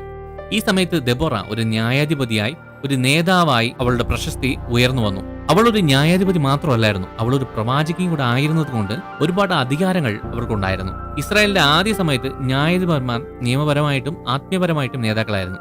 ജനങ്ങൾക്കിടയിലുള്ള തർക്കങ്ങൾ പരിഹരിക്കുന്നതിന് അവരായിരുന്നു ഉത്തരവാദികൾ. എന്നാൽ അവരുടെ പങ്ക് നിയമവശങ്ങൾക്ക് അപ്പുറത്തേക്കും വ്യാപിച്ചു. ഒരു ന്യായാധിപ എന്ന നിലയിൽ ദെബോറ നിയമപരമായും ആത്മീയപരമായും മാർഗനിർദ്ദേശം കൊടുത്തുവന്നു. ഇസ്രായേലിനെ ദൈവത്തിന്റെ വഴികളിൽ നടത്തി. ഈ ഇരട്ട ഉത്തരവാദിത്വം അവളെ വലിയ സ്ഥാനങ്ങളിലേക്ക് എത്തിച്ചു. അവളുടെ വിധികളെല്ലാം നിയമപരവും ദൈവികമായ അധികാരങ്ങൾ ഉണ്ടായിരുന്നതുകൊണ്ട് ഇസ്രായേലിൽ ഉണ്ടായിരുന്ന എല്ലാ ആളുകളും അവരുടെ തർക്കങ്ങൾ പരിഹരിക്കാൻ ദെബോറയുടെ അടുത്ത് വരാൻ തുടങ്ങി. ആദ്യമായിട്ടാണ് ഇസ്രായേലിനെ ഒരു പെണ്ണ് അല്ലെങ്കിൽ സ്ത്രീ നയിക്കുന്നത്. മോശയുടെ ചേച്ചി മിറിയാം ജനത്തിന് ആലോചന പറഞ്ഞു കൊടുക്കുമായിരുന്നു. പക്ഷേ ഇസ്രായേൽ മൊത്ത ജനത്തിനും അധികാരിയായി ഒരു പ്രവാചകിയായ ദെബോറ പോലെ ആരും അന്ന് വരെ ഉണ്ടായിരുന്നില്ല. അവളുടെ വീട് എഫ്രൈമിൽ ഒരു മലയിലായിരുന്നു. ബത്തേലിനും രാമയ്ക്കും ഇടയിലുള്ള ഒരു മലയിലായിരുന്നു അവൾ താമസിച്ചിരുന്നത്. വീടിന്റെ അടുത്ത് ഒരു ഈന്തപ്പന ഉണ്ടായിരുന്നു. ആ ഈന്തപ്പന തന്നെ ഒരു കോർട്ടായി, ഒരു ന്യായപാലനം ചെയ്യുന്ന സ്ഥലമാക്കി മാറ്റി. ആ മരത്തിന്റെ കീഴിൽ വെച്ചാണ് അവൾ ന്യായപാലനം ചെയ്യുന്നത്. അതുകൊണ്ട് ആൾക്കാർ ഈന്തപ്പനയ്ക്ക് പേരിട്ടു ദെബോറയുടെ ഈന്തപ്പന എന്ന്. എന്ത് തരത്തിലുള്ള പ്രശ്നമായിരുന്നാലും അവളോട് പോയി ന്യായം ചോദിക്കും. അവൾ ദൈവത്തിന്റെ ജ്ഞാനത്തിൽ അത് ന്യായം വിധിക്കും. എത്ര വർഷം ന്യായം വിധിച്ചു എന്ന് ബൈബിൾ പറഞ്ഞിട്ടില്ല. എന്നാൽ ഇസ്രായേൽ ജനമെല്ലാം അവളോട് ദൈവം സംസാരിക്കുന്നുണ്ടെന്നും അവൾ ദൈവത്തിന്റെ ന്യായമാണ് വിധിക്കുന്നതെന്നും അവൾ ദൈവത്തിന്റെ പ്രവാചിയാണെന്നും അവർ മനസ്സിലാക്കിയിരുന്നു. അവൾ പറഞ്ഞ യുദ്ധത്തിന് പോലും പോകാൻ തയ്യാറായിരുന്നു ഇസ്രായേൽ ജനം. അപ്പൊ ആലോചിച്ച് നോക്കിക്കേ എത്രത്തോളം അവളെ ദൈവം ഉപയോഗിക്കുന്നുണ്ടായിരുന്നുവെന്ന്. അവളുടെ ജീവിതത്തിൽ ഒരു നിർണായക സംഭവം എന്ന് പറഞ്ഞാൽ അതൊരു യുദ്ധം ജയിച്ചതാണ്. ആ സമയത്ത് ആണുങ്ങൾ പോലും ധൈര്യത്തോടെ പോയി യുദ്ധം ചെയ്യാൻ ആലോചിക്കുന്ന സമയമായിരുന്നു. ആ സമയത്താണ് ഒരു സ്ത്രീയായ ഈ ദെബോറ പട നയിച്ചു പോയി ഒരു യുദ്ധം ജയിച്ചത്. ഇസ്രായേൽ ചരിത്രത്തിൽ ആദ്യ യുദ്ധം ജയിച്ച പടയെ നയിച്ച ഒരു സ്ത്രീയായി മാറി. അത് ഒരു ചരിത്രം മാറ്റി എഴുതിയ സംഭവമാണ്. അതിങ്ങനെയാണ് ആരംഭിക്കുന്നത്. കനാന്യ രാജാവിന്റെ കീഴിൽ 20 വർഷം അവർ ഞരങ്ങി, വിയർപ്പ് മുട്ടിയപ്പോഴേക്കും ജനമെല്ലാം ദൈവത്തോട് നിലവിളിക്കാൻ തുടങ്ങി. അങ്ങനെ ദെബോറയ്ക്ക് ദൈവം വഴി പറഞ്ഞു കൊടുത്തു. നീ പെട്ടെന്ന് ബാറാക്കിനെ വിളിക്ക്. അങ്ങനെ അവൾ ബാറാക്കിനെ വിളിച്ചു. എന്നിട്ട് അവനോട് പറഞ്ഞു, ദൈവം ഇങ്ങനെ പറയുക, നീ നഫ്താലി ഗോത്രത്തിൽ നിന്നും സെബുലൂൻ ഗോത്രത്തിൽ നിന്നും ഒരു 10,000 പേരെ വിളിക്കും. നിങ്ങൾ നേരെ കീശോൻ തോട്ടിന്റെ അടുത്ത് നിൽക്കണം. യാബീന്റെ സേനാധിപതി സിസേറയെയും അവന്റെ രഥങ്ങളെയും അവന്റെ സൈന്യത്തെയും ഞാൻ അവിടെ എത്തിക്കും. അവരെ നീ ജയിക്കുമെന്ന് ദൈവം പറയുന്നു എന്ന് പറഞ്ഞു. ബാറാക്ക് ഇത് കേട്ട് പേടിച്ചുപോയി. നീയും കൂടെ വന്നാലേ ഞാൻ പോകത്തുള്ളൂ, അല്ലാതെ ഞാൻ പോകില്ല എന്ന് തീർത്തു പറഞ്ഞു. ഉടനെ ദെബോറ ഇങ്ങനെ പറഞ്ഞു, ഞാൻ വരാൻ കുഴപ്പമില്ല. നീ ഇങ്ങനെ പറഞ്ഞതുകൊണ്ട് നീ യുദ്ധത്തിൽ ജയിച്ചാലും അതിന്റെ പേര് നിനക്ക് കിട്ടില്ല. പകരം ഈ യുദ്ധം ഒരു സ്ത്രീ കാരണമാണ് ജയിച്ചതെന്നേ പുറത്തു വരത്തുള്ളൂ എന്ന് പറഞ്ഞു. അതിന് ബാറാക്ക് സമ്മതിച്ചു. അവരൊരുമിച്ച് യാത്രയായി. അവർ ഇസ്രായേൽ സൈന്യത്തെ താബർ പർവ്വതത്തിൽ കൊണ്ടുപോയി. അവർ അവിടെ കീശോൻ തോട്ടിനരികെ നിൽക്കുന്നുണ്ടായിരുന്നു. ദൈവം അവരെ അവിടെ കൊണ്ടുവന്ന് നിന്റെ കയ്യിൽ ഏൽപ്പിക്കും എന്നാണ് പറഞ്ഞിരുന്നത്. സിസേര അവർ താബർ മലയിൽ ഉണ്ടെന്ന് കേട്ടിട്ട് അവൻ 920 രഥങ്ങൾ കൊണ്ട് അവിടേക്ക് പോയി. ഇസ്രായേൽ സൈന്യത്തിനും കനാന്യ സൈന്യത്തിന്റെ ഇടയ്ക്ക് കീശോൻ നദി ഒഴുകുന്നുണ്ടായിരുന്നു. ആ നദി പെട്ടെന്ന് കവിഞ്ഞൊഴുകാൻ തുടങ്ങി. ആ സ്ഥലം മൊത്തം ചെളി കൊണ്ട് നിറഞ്ഞു, ചതുപ്പ് നിലമായി. സിസേറയുടെ സൈന്യത്തിന്റെ പടബലമായിരുന്നു 920 രഥം. ആ ചതുപ്പിൽ കുരുങ്ങി അവർക്ക് ചലിപ്പിക്കാൻ കഴിയുന്നില്ലായിരുന്നു. 920 രഥത്തെയാണ് ഇസ്രായേൽ ജനം പേടിച്ചിരുന്നത്. അതിനെ ഇപ്പോ ഉപയോഗശൂന്യമാക്കി. ഇസ്രായേൽ സൈന്യം നമ്മളെ തോൽപ്പിക്കും എന്ന് മനസ്സിലാക്കിയ സിസേറ രഥമെല്ലാം കുരുങ്ങിയതുകൊണ്ട് രഥം ഉപേക്ഷിച്ച് ഓടിപ്പോയി. അവൻ ഓടി രക്ഷപ്പെട്ട് അവന്റെ സ്ഥലമായി എന്ന് വിചാരിച്ച് കെന്യനായ ഹേബറിന്റെ വീട്ടിലെത്തി. അവിടെ അവൻ സുരക്ഷിതമായിരിക്കുമെന്ന് വിചാരിച്ചു. ആ വീട്ടിലുണ്ടായിരുന്ന ഹേബറിന്റെ ഭാര്യ യായേൽ സിസേറയെ സ്വീകരിച്ച് വെള്ളം കൊടുത്തു. വീട്ടിൽ കയറിക്കോളാൻ പറഞ്ഞു. അവളോട് ദാഹിക്കുന്നു, കുറെ വെള്ളം വേണമെന്ന് പറഞ്ഞു. അവൾ കുടിക്കാൻ വെള്ളവും കൊടുത്തു, കഴിക്കാനും കൊടുത്തു. അവൻ യുദ്ധത്തിൽ നിന്ന് ഓടി വന്നതുകൊണ്ട് വളരെ ക്ഷീണിതനായിരുന്നു. അവനെ ഒരു പുതപ്പിന്റെ അടിയിലിട്ട് മൂടി. ആരെങ്കിലും എന്നെ വന്ന് ചോദിച്ചാൽ ഇവിടെ ആരും ഇല്ല എന്ന് പറയണമെന്ന് പറഞ്ഞ് അവളെ വാതിൽ തന്നെ നിൽക്കാൻ പറഞ്ഞു. അവളും അങ്ങനെ തന്നെ ചെയ്യാമെന്ന് പറഞ്ഞു. അപ്പോഴാണ് ആരും പ്രതീക്ഷിക്കാത്ത രീതിയിൽ അവൾ കൂടാരം അടിക്കുന്ന ആണി, നല്ല നീട്ടമുള്ള ആണി എടുത്ത് അവനെ മൂടിയിട്ടിരുന്ന ആ സ്ഥലത്ത് പോയി അവന്റെ തലയിൽ ആ ആണി അടിച്ചു. ആ ആണി അവന്റെ ചെന്നിയിൽ തറച്ചു. ശേഷം അത് ചെന്ന് തറയിൽ അടിച്ചുറച്ചു. ആ രീതിക്ക് അവൾ അടിച്ചു. തൽക്ഷണം അവൻ മരിച്ചു. ദെബോറ പറഞ്ഞ ആ പ്രവചനം നിറവേറി. ഒരു സ്ത്രീ അവന്റെ വിജയമഹത്വം കൊണ്ടുപോകും എന്ന് പറഞ്ഞിരുന്നു. ബാറാക്ക് സൈന്യത്തെ വിജയത്തിലേക്ക് നയിച്ചപ്പോ സിസേറയുടെ കാനാൻ അടിച്ചമർത്തലിൽ നിന്ന് ഇസ്രായേലിന്റെ മോചനത്തിന് അവസാന ഉറപ്പ് നൽകിയത് യായേലായിരുന്നു. ബാറാക്ക് യായേലിന്റെ കൂടാരത്തിലെത്തിയപ്പോ അവൾ അവനെ കാണിച്ചു കൊടുത്തു. കൂടാരത്തിന്റെ കുറ്റി അപ്പോഴും അവന്റെ തലയിൽ സിസേറയുടെ ജീവനില്ലാത്ത ശരീരത്തിലുണ്ടായിരുന്നു. സിസേറ മരിച്ചതോടെ കനാന്യരുടെ അടിച്ചമർത്തൽ പിന്നെ ഉണ്ടായില്ല. ഇസ്രായേൽ യാബീന്റെ ആധിപത്യത്തിൽ നിന്ന് സ്വതന്ത്രമായി. ജയിച്ചതിനു ശേഷം ദെബോറയും ബാറാക്കും ദൈവത്തെ സ്തുതിച്ചുകൊണ്ട് ഇസ്രായേലിനെ കൊണ്ടുപോയി. ഈ പാട്ട് ദെബോറയുടെ സങ്കീർത്തനം എന്നാണ് പറയുന്നത്. പഴയ നിയമത്തിലെ ഏറ്റവും പഴക്കമുള്ള പാട്ടാണിത്. അതിനകത്ത് യുദ്ധം, ദൈവത്തിന്റെ ഇടപെടൽ, പോരാടിയവരുടെ ധൈര്യം എല്ലാം വിശദീകരിച്ച് പറഞ്ഞിട്ടുണ്ട്. ഈ പാട്ട് യുദ്ധത്തിൽ ദൈവം എങ്ങനെ സഹായിച്ചു എന്ന് എഴുതിയിട്ടുണ്ട്. മനുഷ്യപ്രയത്നം ഒന്നും കൊണ്ട് സാധിക്കില്ല, ദൈവമാണ് എല്ലാ വിജയത്തിനും കാരണം എന്ന് പുകഴ്ത്തിയാണ് എഴുതിയിരിക്കുന്നത്. സെബ്ലൂനും നഫ്താലി ഗോത്രക്കാരും മറ്റു ഗോത്രക്കാരെക്കാൾ ധൈര്യമുള്ളവരാണെന്നും ദൈവം സിസേറയുടെ സൈന്യത്തെ കീശോൻ തോട്ടിൽ ഒഴുക്കിയെന്നും പറയുന്നു. ദെബോറയുടെ ഗാനത്തിലെ ഏറ്റവും പ്രത്യേക നിമിഷങ്ങളിൽ ഒന്ന് എന്നും പറഞ്ഞാൽ അത് സിസേറയുടെ അമ്മയെ അതിലെടുത്ത് കാണിക്കുന്നതാണ്. തന്റെ മകൻ സിസേറ തിരിച്ചു വരുമെന്ന് ജനലിനരികിൽ നിന്ന് നോക്കി നിൽക്കുന്ന ഒരു അമ്മയെ അതിനകത്ത് കാണിച്ചിരിക്കുന്നു. ചിലപ്പോ യുദ്ധത്തിൽ കൊള്ള ഒരുപാടുള്ളതുകൊണ്ട് സിസേറ അത് എടുക്കാൻ താമസിക്കുന്നതായിരിക്കും എന്ന് സങ്കല്പിക്കുന്നതായിട്ട് അതിനകത്ത് കാണിക്കുന്നുണ്ട്. വിജയത്തിന്റെ സന്തോഷവും അവർ പങ്കിട്ടു, എന്നാൽ ദുഃഖത്തിലായിരിക്കുന്നവരുടെ സങ്കടവും ഇവർ അംഗീകരിച്ചു എന്നാണ് ഇത് കാണിക്കുന്നത്. ദൈവത്തിന്റെ പദ്ധതി വിശ്വസ്തയോടെ ചെയ്യുമ്പോൾ അത് എപ്പോഴും വിജയം മാത്രമാണ് തരുന്നതെന്നാണ് ഈ സംഭവം കാണിക്കുന്നത്. ഈ ദെബോറയുടെ പ്രത്യേകത എന്ന് പറഞ്ഞാൽ നാട് മൊത്തം ദൈവശബ്ദം കേൾക്കാതെ ഒറ്റപ്പെട്ട് ദൈവത്തെ തള്ളി വേറെ ദൈവത്തെ സേവിച്ച സമയത്ത് അവൾ ദൈവത്തിന്റെ ശബ്ദമായി മാറി എന്നതാണ്. ദൈവം പറയുന്നത് കേട്ട് ജനത്തെ ദൈവത്തിന്റെ വഴിയിലേക്ക് തിരിച്ചു കൊണ്ടുവന്നു. ആ ഒരൊറ്റ സ്ത്രീ ദേശത്തെ മുഴുവനും നയിച്ചു. അതൊന്നും നിസ്സാര കാര്യമല്ല. ഈ ആധുനിക കാലത്തും അങ്ങനെ ദൈവം പറയുന്നത് കേട്ടനുസരിച്ച് എഴുന്നേൽക്കുന്ന സ്ത്രീകൾ ഉയർന്നു വരണം. ദൈവത്തിന്റെ ശുശ്രൂഷ ചെയ്യുന്ന സ്ത്രീകൾ തരം താഴ്ന്നവരല്ല. മത്തായി 27:55 പോലെ വൈദികന്മാർ മാത്രം ശുശ്രൂഷ ചെയ്താൽ മതി, നമുക്കെന്തിനായി ശുശ്രൂഷ എന്ന് പല സ്ത്രീകളും പറഞ്ഞ് മാറി നിൽക്കുന്നുണ്ട്. അത് പാടില്ല. അത് അങ്ങനെയല്ല. യേശുവിനെ സ്വീകരിച്ച ഓരോ സ്ത്രീകൾക്കും ഓരോ പ്രത്യേക നിയോഗങ്ങളുണ്ട്. ശുശ്രൂഷ പല രീതിയിലുണ്ട്. ചിലർക്ക് പാടാനുള്ള കഴിവുണ്ടാവും. അങ്ങനെ പാട്ടിലൂടെ ദൈവം എന്നാണ് പറയാൻ ആഗ്രഹിക്കുന്നത് അത് ചെയ്യുക. നിങ്ങളാൽ കഴിയുന്ന രീതിയിൽ അത് ചെയ്യുക. ദെബോറയ്ക്ക് എന്ത് ചെയ്യാൻ കഴിയുമോ അത് അവൾ ചെയ്തു. ദൈവത്തിന്റെ ശബ്ദം കേട്ട് അത് ചെയ്തതുകൊണ്ട് ദൈവം ഇസ്രായേൽ ജനത്തെ നയിക്കുന്ന ആദ്യ സ്ത്രീയായി മാറ്റിയതുപോലെ നിങ്ങളും വിശ്വസ്തരായിരിക്കുക, ദൈവത്തിന്റെ ശബ്ദം കേൾക്കുക. നിങ്ങളെയും ആരും ചിന്തിക്കാത്ത നിലവാരത്തിൽ ദൈവം ഉപയോഗിക്കും. ഈ വീഡിയോ ഇഷ്ടമായാൽ ലൈക്ക് ചെയ്യുക, സബ്സ്ക്രൈബ് ചെയ്യുക. നിങ്ങളുടെ അഭിപ്രായങ്ങൾ താഴെ കമന്റ് ബോക്സിൽ രേഖപ്പെടുത്തുക. നിങ്ങൾ ദൈവത്താൽ അനുഗ്രഹിക്കപ്പെട്ടവർ. ബൈബിൾ ചരിത്രത്തിലെ ജ്ഞാനത്തിനും വിവേകത്തിനും പ്രശ്നം പരിഹരിക്കാനുള്ള കഴിവിനും അറിയപ്പെട്ടവളാണ് അബിഗയിൽ. പഴയ നിയമത്തിൽ അവൾ ഒരു പ്രശംസനീയമായ ഒരു വ്യക്തിയാണ്. ഹീബ്രു ഭാഷയിൽ അബിഗയിൽ എന്ന പേരിന് സന്തോഷമുള്ളവൾ എന്നാണ് അർത്ഥം. പക്ഷേ അവളുടെ ജീവിതത്തിന്റെ ആദ്യ ഭാഗം അങ്ങനെയല്ലായിരുന്നു. മഹാബുദ്ധിശാലിയായ സ്ത്രീ എന്നും വളരെ സുന്ദരിയായ സ്ത്രീ എന്നും 1 ശമൂവേൽ 25:3 പറയുന്നു. ഇവളുടെ ഭർത്താവിന്റെ പേര് നാബാൽ. അവൻ കാലേബ് വംശക്കാരനാണ്. നാബാലിന്റെ വ്യാപാര സ്ഥലം കർമ്മേലിലായിരുന്നു. വലിയ സമ്പന്നനാണ്. 3000 ആടുകളും 1000 വെള്ളാടുകളും ഉണ്ടായിരുന്നു. ഒരുപാട് സമ്പത്തുള്ളവൻ. ഇത്രയും സമ്പത്തുള്ളവൻ അവന്റെ സമ്പത്തിനെ എങ്ങനെ ശരിയായ രീതിയിൽ ഉപയോഗിക്കണം എന്ന് അറിയാത്തവനാണ്. മദ്യപാനത്തിന് അടിമയായവൻ. 24 മണിക്കൂറും ലഹരിയിലാണ്. ഇവൻ ദുഷ്കർമ്മിയും നിഷ്ഠൂരനുമായിരുന്നു, അതായത് ക്രൂരനായിരുന്നു എന്ന് 1 ശമൂവേൽ 25:3 പറയുന്നു. അവനോട് ആർക്കും ഒന്നും പറഞ്ഞുകൂടാ. ഭയങ്കര ദേഷ്യക്കാരനാണ്. ഇങ്ങനെ ഇരിക്കുന്ന ഈ അബിഗയിലിന്റെ ജീവിതം സന്തോഷമായിരുന്നു കാണുമെന്ന് നിങ്ങൾക്ക് തോന്നുന്നുണ്ടോ? ബൈബിൾ സ്ത്രീകൾ എന്ന പരമ്പരയിൽ ഈ 5-ാമത്തെ എപ്പിസോഡിൽ അബിഗയിലിനെ കുറിച്ച് വിശദമായി കാണാം.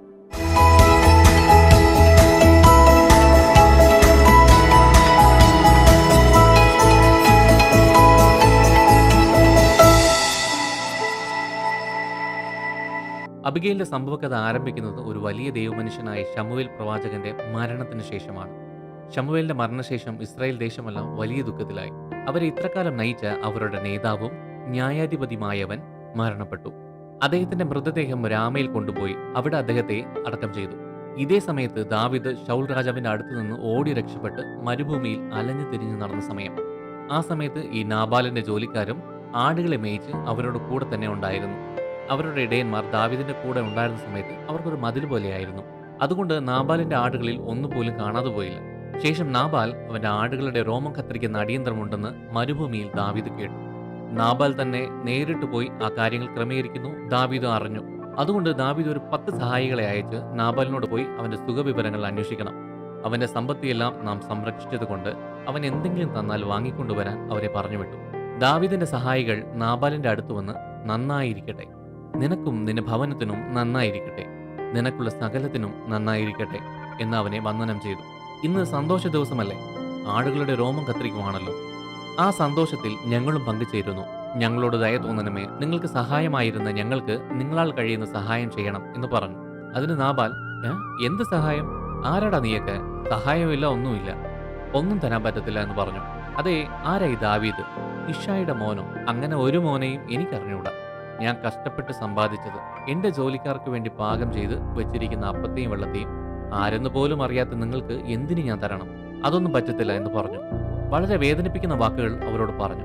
ഈ സംഭവിച്ച കാര്യമെല്ലാം അവർ ദാവീദിനോട് ചെന്ന് പറഞ്ഞു. നാബാലിന് ചെയ്ത നന്മയ്ക്ക് പകരം അവൻ തിരിച്ചു ഒരു നന്മയും ചെയ്തില്ല എന്ന് പറഞ്ഞു കേട്ട ഉടനെ ദാവീദിന് ഭയങ്കരമായിട്ട് ദേഷ്യം വന്നു. ദാവീദ് അവന്റെ ആളുകളോട് പറഞ്ഞത്, അവന്റെ കാര്യം ഇന്ന് തീർക്കണം. വാളെടുത്ത് അരയിൽ കെട്ടിക്കൊള്ളുക. അവനെ ഒരു പുല്ലിനെ പോലെ അറുതു കളയാം. നാളെ വെളുക്കും മുമ്പ് അവന്റെ വീട്ടിലെ ഒരു നായ പോലും ജീവനോടെ ഉണ്ടെങ്കിൽ ദൈവം ദാവീദിന്റെ ശത്രുക്കൾക്ക് തക്കവണ്ണവും അധികവും ചെയ്യട്ടെ എന്ന് പറഞ്ഞു. 400 പേർ നാബാലിനെയും അവന്റെ മക്കളെയും നശിപ്പിക്കാൻ പുറപ്പെട്ടു. ഇങ്ങനെ ദാവീദ് നാബാലിനെ ഇല്ലാതാക്കാൻ വരുന്ന വാർത്ത തന്റെ ജോലിക്കാർ വഴി കേട്ട് അബിഗയിൽ തന്റെ കുടുംബത്തെ നശിപ്പിക്കാൻ വരുന്ന ദാവീദിനെ കണ്ട് തന്റെ ഭർത്താവിന്റെ തെറ്റിന് ക്ഷമ ചോദിപ്പാൻ പുറപ്പെട്ടു. തന്റെ ഭർത്താവ് ചെയ്ത പൊട്ടത്തരം കാരണം അവർക്ക് ആപത്ത് വരുന്നു എന്ന് അറിഞ്ഞ ഉടനെ അവൾ ചെയ്ത കാര്യം തന്നെ അവൾ എത്ര വിവേകമുള്ളവളാണെന്ന് കാണിക്കുന്നു.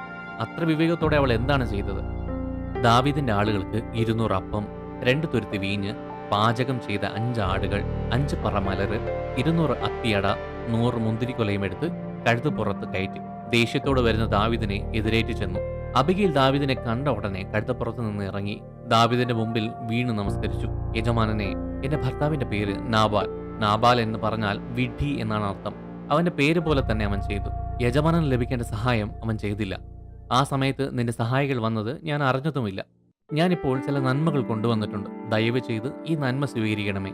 എന്റെ ഭർത്താവിനെ പോലെ ഒരു വിഡ്ഢിയെ കൊന്നാൽ ഈ രക്തപ്പഴി നിങ്ങളുടെ വീരത്തിനും അപമാനമാണ്. ഈ നാബാലിനെ ഒരു മനുഷ്യനായി തന്നെ വിചാരിക്കരുത്. അവനൊരു വിഡ്ഢിയാണ്. ഒരുപക്ഷെ ഇവനെ രക്തം ചിന്നിച്ചാൽ നാണക്കേടും മനോവ്യസനവും യജമാനും ഉണ്ടാകും. ഒരു വിഡ്ഢിയെ കൊല്ലാൻ 400 പേര് പോയി എന്ന് യജമാനൻ ഇസ്രായേലിന് പ്രഭുവാകുമ്പോൾ അറിഞ്ഞാൽ ആ രാജപദവിക്ക് നാണക്കേടുണ്ടാകും.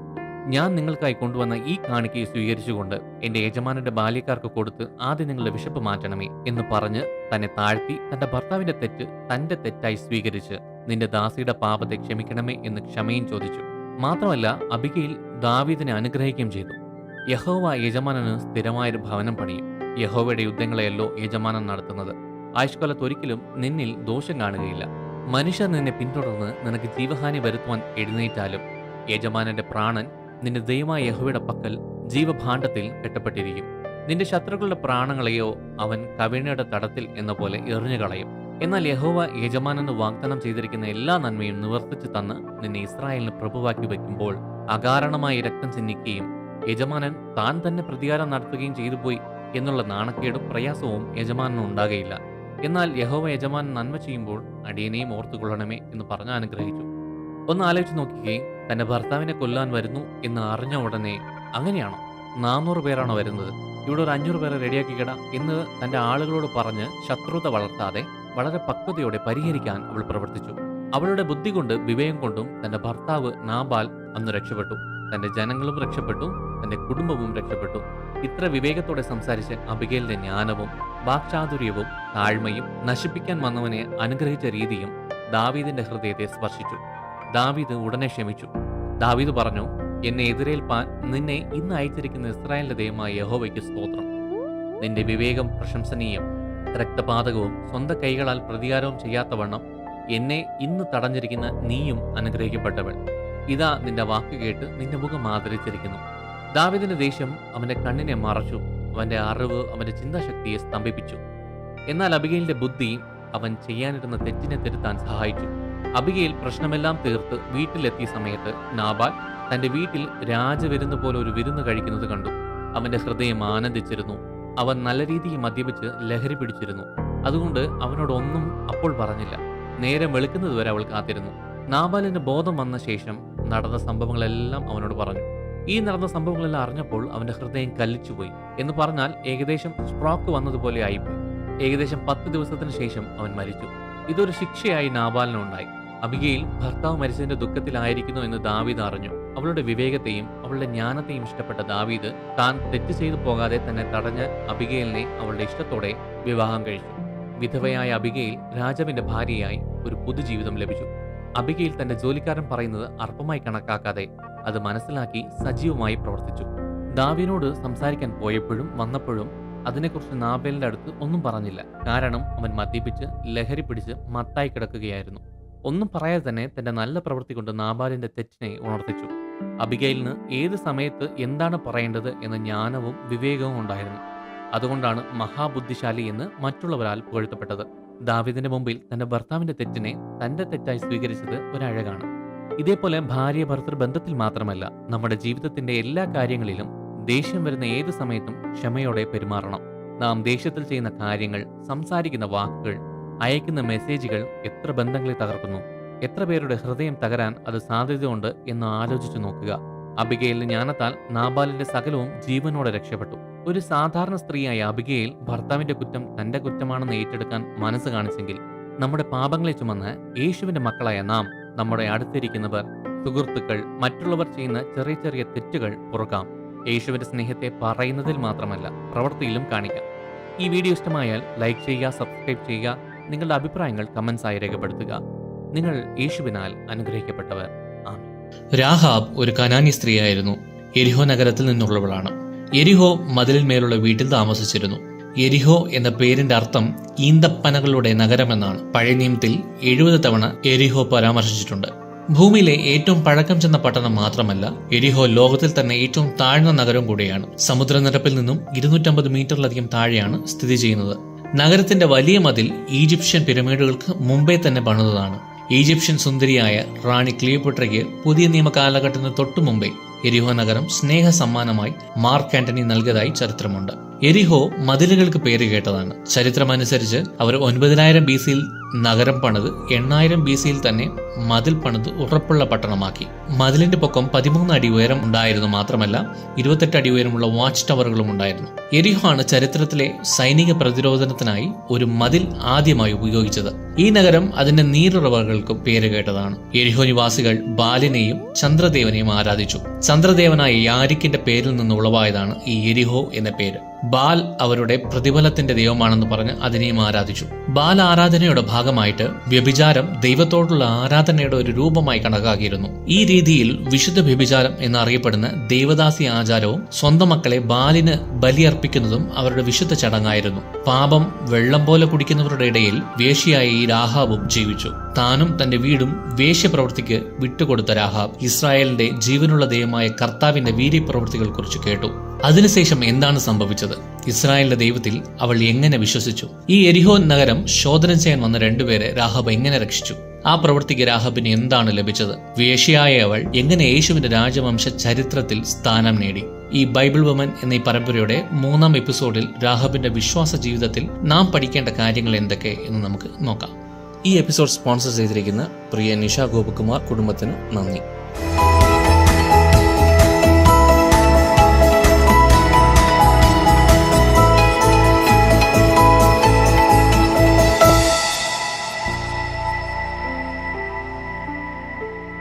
എരിഹോ കോട്ട 2 വലിയ മതിലുകൾ കൊണ്ട് നിർമ്മിച്ചതാണ്. അകത്തെ മതിൽ അല്പം ഉയരവും പുറത്തെ മതിൽ അല്പം താഴ്ന്നതുമാണ്. അകത്തെ ഭിത്തിയിലെ മുകൾ വശത്ത് 2 വലിയ ട്രക്കുകൾ കടന്നുപോകുന്ന രീതിയിൽ വീതിയുള്ളതായിരുന്നു. 2 മതിലുകൾക്കിടയിൽ വീട് വയ്ക്കാൻ ഗണ്യമായ വിടവുണ്ടായിരുന്നു. എരിഹോയുടെ ഉൾനഗരത്തിൽ ഏകദേശം 2000 നിവാസികൾ ഉണ്ടായിരുന്നു.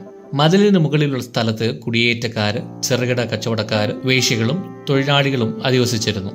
രാഹാബ് എന്ന വേശ്യ എരിഹോയുടെ വടക്ക് ഭാഗത്ത് ഒരു വീട് പണിത് അതിൽ താമസിച്ചു. നല്ല ഉറപ്പുള്ള മതിലുകളും വർഷങ്ങളോളം ആവശ്യത്തിന് ഭക്ഷണ സാധനങ്ങളും സംഭരിച്ചിരിക്കുന്നതിനാൽ എരിഹോ നിവാസികൾ ഇസ്രായേൽ ഉപരോധത്തെ കാര്യമായി എടുത്തില്ല. അവർ ഇസ്രായേലികളെ കളിയാക്കി. എന്നാലും ഇസ്രായേൽ ജനത്തെ അവർക്ക് ചെറുതായി പേടിയുണ്ടായിരുന്നു. കാരണം ഇസ്രായേലിന്റെ ദൈവം അവർക്ക് പോകുന്നിടത്തെല്ലാം വിജയം കൊടുക്കുന്നു എന്നവർ കേട്ടിരുന്നു.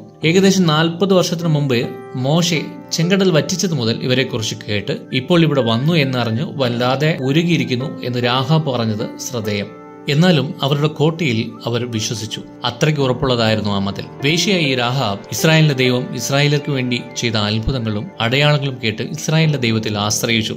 ദൈവം ഇസ്രായേലിന് വേണ്ടി ചെയ്ത നല്ല കാര്യങ്ങൾ കേട്ട് രാഹാബിന് യഹോവയാം ദൈവത്തിൽ വളരെ ആഴത്തിൽ വിശ്വാസമുണ്ടായിരുന്നു. അവൾ ദൈവത്തിൽ വിശ്വസിച്ചതിനാൽ യോശുവ അയച്ച 2 ചാരന്മാരെ കെണിയിൽ നിന്ന് രക്ഷിക്കാൻ ശ്രമിച്ചു. തന്റെ വീടിന് മുകളിൽ ചണത്തണ്ടുകൾക്കിടയിൽ ഒളിപ്പിച്ചു. രാഹാബിന്റെ വീട്ടിൽ ദേശം ഒറ്റുനോക്കാൻ വന്ന ആൾക്കാർ ഉണ്ട് എന്ന് എരിഹോ രാജാവിന് അറിവ് കിട്ടിയപ്പോൾ അവരെ പിടികൂടാൻ രാജാവ് ആളയച്ചു. അവരാരാണ് എന്താണ് എന്നൊന്നും എനിക്കറിയില്ല. അവരെന്റെ അടുക്കൽ വന്നു. വൈകിട്ട് പട്ടണവാതിൽ അടയ്ക്കാറായപ്പോഴേക്കും അവർ ഇറങ്ങിപ്പോയി. എവിടേക്ക് പോയെന്ന് എനിക്കറിയില്ല എന്ന് രാജാവ് അയച്ച ആൾക്കാരോട് പറഞ്ഞു. എന്നിട്ട് ഇപ്പൊ പോയാൽ അവരെ വേഗം പിടിക്കാം, നേരെ വിട്ടോ എന്ന് പറഞ്ഞ് അവരയച്ചു. അവരും ഇത് വേശ്യയുടെ വീടായതുകൊണ്ട് ആര് വേണമെങ്കിലും വരാം, പോകാം എന്ന് വിചാരിച്ച് അവർ ഒറ്റുകാരെ തപ്പിപ്പോയി. ശേഷം അവളുടെ വീടിന്റെ മുകളിൽ ഒളിപ്പിച്ച ഒറ്റുകാരെ വിളിച്ചു ഒരു സത്യം ചെയ്യിച്ചു. ഞാൻ നിങ്ങളുടെ ജീവനെ ഇവരുടെ കയ്യിൽ നിന്ന് രക്ഷിച്ചു. അതിനു പകരം നിങ്ങൾ എരിഹോ പട്ടണം പിടിക്കാൻ വരുമ്പോൾ എന്നെയും എന്റെ കുടുംബത്തെയും ജീവൻ മരണത്തിൽ നിന്ന് രക്ഷപ്പെടാൻ യഹോവയാണ് സത്യം ചെയ്യണം എന്ന് അവരോട് ചോദിച്ചു. ഒറ്റുകാർ അവളോട്, ഞങ്ങളെ കാണിച്ചു കൊടുക്കാതെ ഇരുന്നതുകൊണ്ട് നിങ്ങളുടെ ജീവന് പകരം ഞങ്ങളുടെ ജീവൻ വെച്ചു കൊടുക്കും. അതുകൊണ്ട് ഉറപ്പോടെ ഇരിക്കുക, ഈ ദേശം പിടിക്കുമ്പോൾ ഞങ്ങൾ നിന്നോട് ദയ ചെയ്യുമെന്ന് പറഞ്ഞു. ഒരു കണക്കിന് നോക്കിയാൽ ഇത് ആക്ച്വലി ഒരു ദേശത്തോട് കാണിക്കുന്ന ദ്രോഹമല്ലേ? പക്ഷേ ഇതിൽ ശ്രദ്ധിക്കേണ്ടത് അവൾ ആരെ വിശ്വസിച്ചു, ഏത് ദൈവത്തിൽ വിശ്വസിച്ചു എന്നതിനെ അടിസ്ഥാനപ്പെടുത്തിയിരിക്കുന്നു. എരിഹോ ഏതാണ്ട് 8000 BC മുതൽ വലിയ യുദ്ധതന്ത്രങ്ങൾ ഉരുവാക്കി യുദ്ധത്തിൽ രക്ഷപ്പെട്ടവരാണ്. ചരിത്രം അനുസരിച്ച് മതിലിനെ ഒരു യുദ്ധതന്ത്രമാക്കി വിജയിച്ച ലോകത്തിലെ ആദ്യ നഗരം എന്നാണ് അറിയപ്പെടുന്നത്. അങ്ങനെ എരിഹോ ജനം അവരുടെ മതിലിന്റെ പാരമ്പര്യവും യുദ്ധതന്ത്രങ്ങളും വെച്ച് ഇസ്രായേൽ ആരെ വേണമെങ്കിലും ജയിച്ചു കാണും, പക്ഷേ കുഴപ്പമില്ല, ഈ എരിഹോയോട് അവർക്ക് ജയിക്കാനാകില്ല എന്ന് ഉറച്ച വിശ്വാസത്തിലായിരുന്നു അവർ. ഇസ്രായേലിന് എന്ത് ചെയ്താലും മതിലിനെ പൊട്ടിക്കാൻ പറ്റത്തില്ല. അതുകൊണ്ട് ഇനി അവർ വന്ന് എരിഹോവിനെ ഉപരോധിച്ചാൽ പോലും എത്രയോ വർഷം അതിജീവിക്കാനുള്ള ഭക്ഷണ സാധനങ്ങളുമുണ്ട്. എരിഹോ നീരുറവിക്ക് അറിയപ്പെട്ടതാണെന്ന് നമ്മൾ കണ്ടു. സോ വെള്ളത്തിനും കുറവില്ല, ഭക്ഷണത്തിനും കുറവില്ല, ഏത് സാഹചര്യത്തെയും ഞങ്ങൾ നേരിടുമെന്ന് ഉറച്ചിരുന്നു. അവരുടെ ഉറപ്പ് അവരുടെ കൈപ്പണിയിലായിരുന്നു. പക്ഷെ രാഹാബിന്റെ ഉറപ്പ് ഇസ്രായേലിന്റെ ദൈവത്തിൽ, അസാധ്യമായ എന്തും സാധ്യമാക്കുന്ന ദൈവത്തിലായിരുന്നു. അതാണ് ഈ രാഹാബിന്റെ സ്പെഷ്യൽ. യഹോവ ദൈവത്തിന്റെ നാമത്തിലുള്ള വിശ്വാസം രാഹാബിന്റെ നാവിൽ ഉണ്ടായിരുന്നുവെന്ന് യോശുവ 2:8-13 വാക്യങ്ങൾ നമുക്ക് കാണിച്ചു തരുന്നു. ഈ രാഹാബിന്റെ വിശ്വാസ പ്രസ്താവനയിൽ നിന്ന് നാം പഠിക്കേണ്ട കാര്യം, താൻ താമസിച്ചിരുന്ന എരിഹോ നഗരം യഹോവ ഇസ്രായേലിന് കൊടുത്തു എന്ന് രാഹാബ് അറിഞ്ഞിരുന്നു. ഇസ്രായേലിൽ അതുവരെ യോർദാൻ നദി കടന്ന് എരിഹോയിൽ എത്തിയിട്ട് പോലും ഇല്ലായിരുന്നു. എന്നാലും ഇസ്രായേലിയർ എരിഹോയെ പിടിച്ചെടുക്കുമെന്ന് അവൾ അറിഞ്ഞിരുന്നു. അതിനാൽ ദൈവം എരിഹോയെ ഇസ്രായേലിന് നൽകുമെന്ന് അവൾ സംശയമില്ലാതെ വിശ്വസിച്ചു. അതെ, ദൈവത്തിന്റെ മഹത്തായ പ്രവൃത്തികൾ കാണുമ്പോഴും കേൾക്കുമ്പോഴും നമുക്ക് ദൈവത്തിൽ വിശ്വാസവും ആശ്രയവും ഉണ്ടാകണം. ഇനി ഞങ്ങളുടെ കാര്യം എരിഹോ ജനതയോട് പറഞ്ഞാൽ ഞങ്ങൾ ചെയ്ത സത്യത്തിൽ നിന്ന് ഞങ്ങൾ ഒഴിവാകും എന്ന് പറഞ്ഞ് ഒറ്റുകാർ അവളോട് പറഞ്ഞിരുന്നു. സത്യത്തിൽ ഒറ്റുകാർക്ക് രാഹാബിന് അങ്ങനെ വിശ്വാസം വന്നില്ലായിരുന്നു. ഒറ്റുകാർ ഇറങ്ങിയ ഉടനെ ഇവൾ മറ്റുള്ളവരോട് പറഞ്ഞു കൊടുക്കും എന്നൊരു പേടി ഉണ്ടായിരുന്നു. കാരണം യോശുവ 2:14-20 2 പ്രാവശ്യം അവർ ചോദിക്കുന്നുണ്ട്, നീ അവരോട് അറിയിച്ചില്ലെങ്കിൽ എന്ന്. വേശ്യയല്ലേ, അവിടെ ആര് വേണമെങ്കിലും വരും, പടത്തലവന്മാർ, ഉയർന്ന ഉദ്യോഗസ്ഥന്മാർ, അങ്ങനെ പലരും. അവരാരോടെങ്കിലും ഇതിനെക്കുറിച്ച് പറഞ്ഞാൽ അവരുടെ ജീവൻ നഷ്ടമാകുമെന്ന് അവർക്കറിയായിരുന്നു. എന്നാൽ രാഹബിന് നല്ല വലിയ ആൾക്കാരുമായി ബന്ധം ഉണ്ടായിരിക്കണം. കാരണം ഒറ്റുനോക്കാൻ വന്നവർ ഇറക്കി വിടാൻ പറഞ്ഞപ്പോൾ അവർ പോയി എന്ന് പറഞ്ഞ ഉടനെ അവളുടെ വീട് സെർച്ച് ചെയ്യാതെ അവർ പോയി. നോർമൽ ആളുടെ വീടാണെങ്കിൽ എന്തു പറഞ്ഞാലും വീട് സെർച്ച് ചെയ്യും. അവിടെ അത് സംഭവിച്ചില്ല. അവൾക്കങ്ങ് ടോപ്പിലും ഉണ്ടായിരുന്ന പിടി. എന്തായാലും അവൾ ആരോടും പറഞ്ഞില്ല. അവൾ ഒറ്റക്കാർക്ക് ഒരു ടിപ്സും കൊടുത്തു. നിങ്ങളെ തെരഞ്ഞു പോയവർ തിരിച്ചു വരാൻ 3 ദിവസം എടുക്കും. അതുകൊണ്ട് മലയിലോ എവിടെയെങ്കിലും ഒന്ന് പോയി ഒളിച്ചിരിക്കുക. 3 ദിവസം കഴിഞ്ഞിട്ട് പോയാൽ മതി, അല്ലെങ്കിൽ അവർ നിങ്ങളെ കൊല്ലുമെന്ന് പറഞ്ഞു. ഇനിയിപ്പോൾ അങ്ങനെ പോകുന്ന വഴിക്ക് ആരെങ്കിലും കണ്ട് ഇവരെ കൊന്നാൽ അവർ വിചാരിക്കും രാഹാബ് ചതിച്ചതാണെന്ന്. ഇസ്രായേലിയർ എരിഹോയ്ക്കെതിരെ വന്നപ്പോൾ തന്നെയും അവളുടെ കുടുംബത്തെയും സംരക്ഷിക്കാൻ രാഹാബ് ജ്ഞാനപൂർവ്വവും വിശ്വാസത്തോടെയും ഒറ്റുകാരോട് അഭ്യർത്ഥിച്ചു. അവരും സമ്മതിച്ചു. ഒറ്റുകാർ, ഞങ്ങളെ ഇറക്കിവിട്ട ഈ ജനലിൽ ഒരു ചുവന്ന ചരട് കെട്ടിയിടണം. നിന്റെ അപ്പനെയും അമ്മയെയും കുടുംബക്കാരെയും വീട്ടിൽ വരുത്തിക്കൊള്ളുക, എന്നാൽ രക്ഷപ്പെടും. അല്ലെങ്കിൽ ഈ സത്യത്തിൽ നിന്ന് ഞങ്ങൾ ഒഴിവുള്ളവരാകും എന്ന് പറഞ്ഞു. ഇനി വീട്ടിൽ വന്ന ശേഷം ആരെങ്കിലും യുദ്ധം തീരുമുന്നേ വെളിയിൽ വന്ന് മരിച്ചു കഴിഞ്ഞാൽ അവന്റെ രക്തം അവന്റെ തലമേൽ ഇരിക്കുമെന്ന് പറഞ്ഞു. നാമും നമ്മുടെ കുടുംബത്തിലെ എല്ലാ അംഗങ്ങളും ദൈവത്താൽ രക്ഷിക്കപ്പെടാൻ ആകാംക്ഷയും ആഗ്രഹവും ഉള്ളവരായിരിക്കണം. നമ്മുടെ കുടുംബത്തിന്റെയും ബന്ധുക്കളുടെയും സുഹൃത്തുക്കളുടെയും രക്ഷയ്ക്കായി നാം പ്രാർത്ഥിക്കണം എന്ന് ഈ സംഭവം നമുക്ക് മനസ്സിലാക്കി തരുന്നു. ഒരിക്കലും തകരില്ല എന്ന് വിചാരിച്ചിരുന്ന കോട്ട അത്യുന്നതനായ ദൈവത്തിന്റെ മുൻപിൽ ഇടിഞ്ഞ് തരിപ്പണമായി. അവരുടെ ദൈവം കോട്ട പോലെ അവരെ രക്ഷിക്കും എന്ന് വിചാരിച്ചു. പക്ഷേ യഹോവയുടെ മുൻപിൽ യാതൊന്നും ഒന്നുമല്ല എന്ന് രാഹാബിന് ബോധ്യമുണ്ടായിരുന്നു. കോട്ട ഇടിഞ്ഞ് ഇസ്രായേലിയർ സർവ്വത നശിപ്പിച്ചു. പക്ഷേ ഇസ്രായേലിന്റെ ദൈവത്തോടുള്ള രാഹാബിന്റെ യഥാർത്ഥ വിശ്വാസ നിമിത്തം അവൾക്ക് ജീവൻ തിരികെ കിട്ടി. അവൾക്ക് മാത്രമല്ല, അവളുടെ കുടുംബക്കാർക്കും ജീവൻ കിട്ടി. യുദ്ധം കഴിഞ്ഞ ശേഷം ആ ഒറ്റുകാർ വന്ന് അവരെല്ലാവരെയും പുറത്തു കൊണ്ടുവന്ന് സേഫാക്കി. നാമും നമ്മളെ കൊണ്ട് കഴിയുന്ന രീതിയിൽ നന്മ ചെയ്യുക. ആർക്കാണെങ്കിലും അത് പിന്നത്തേതിൽ നന്മയ്ക്കായി വരും എന്നുള്ളതിന്റെ ഉത്തമ തെളിവാണ് ഈ സംഭവം. രാഹാബ് അവരെ രക്ഷിച്ചു. രാഹാബ് ആരെ രക്ഷിച്ചോ അവർ തന്നെ അവരെ നശിപ്പിക്കപ്പെട്ട ദേശത്ത് നിന്ന് പുറത്തു കൊണ്ടുവന്ന് രക്ഷിച്ചു. അതുകൊണ്ട് ഉറപ്പോടെ നന്മ ചെയ്യുക. ശേഷം അവൾ ഇസ്രായേലിന്റെ പാളയത്തിന് പുറത്ത് താമസിക്കാൻ തുടങ്ങി. രാഹാബ് ദൈവത്തിന് ഉപകാരം ചെയ്തിരിക്കുന്നു. മത്തായി 10:41, മർക്കോസ് 9:41 പറയുന്നത് പോലെ ദൈവത്തിന്റെ പ്രവാചകൻ എന്ന് വിചാരിച്ച് ആരെങ്കിലും ഒരുവനെ കൈക്കൊണ്ടാൽ അവന് പ്രവാചകന്റെ പ്രതിഫലം കിട്ടും എന്നുള്ളതിന്റെ ഉത്തമ തെളിവാണ് ഈ സംഭവം. രാഹാബ് ഇസ്രായേലിന്റെ ദൈവത്തിന്റെ പ്രത്യേക മക്കൾ എന്ന് വിചാരിച്ച് ഒറ്റുകാരെ കൈക്കൊണ്ടു. ഇസ്രായേലിന്റെ ദൈവം രാഹാബിനെ വളരെ അനുഗ്രഹിച്ചു. അവളൊരു ഗോത്രപ്രഭുവിന്റെ മകനായ യഹൂദ ഗോത്രത്തിൽപ്പെട്ട വളരെ സമ്പത്തുള്ള ഷൽമോൻ എന്നയാളെ വിവാഹം കഴിച്ചു. രാഹാബിനെ ദൈവം അനുഗ്രഹിച്ച് ബഹുമാനം നൽകി ഉയർന്ന സ്ഥാനവും ലഭിച്ചു. റൂത്ത് 4:21-22 പ്രകാരം അവരുടെ രാജവംശത്തിലാണ് ദാവീദ് ജനിച്ചത്. ദാവീദിന്റെ വംശത്തിലാണ് യേശു ക്രിസ്തു ജനിച്ചത്. മത്തായി 1:5 പറയുന്നത് പോലെ യേശു ക്രിസ്തുവിന്റെ ചരിത്രത്തിൽ ഇടം നേടാൻ അവൾക്ക് ഭാഗ്യം കിട്ടി. എബ്രായർ 11:31 പറയുന്നത് പോലെ ഈ രാഹാബ് വിശ്വാസത്താൽ അവൾ നശിച്ചില്ല. യാക്കോബ് 2:20 പറയുന്നത് പോലെ അവൾ തന്റെ വിശ്വാസം പ്രവൃത്തിയിൽ കാണിച്ചു. അവൾ ഒരു വേശ്യയായിരുന്നെങ്കിലും യഹോവയാം ദൈവത്തിൽ അവൾ വിശ്വസിച്ചു. അവൾ പശ്ചാത്തപിക്കുകയും ഒരു വിശുദ്ധ ഭാര്യയാകുകയും ഒരു വിശുദ്ധ സന്തതിയുടെ അമ്മയാകുകയും ചെയ്തു.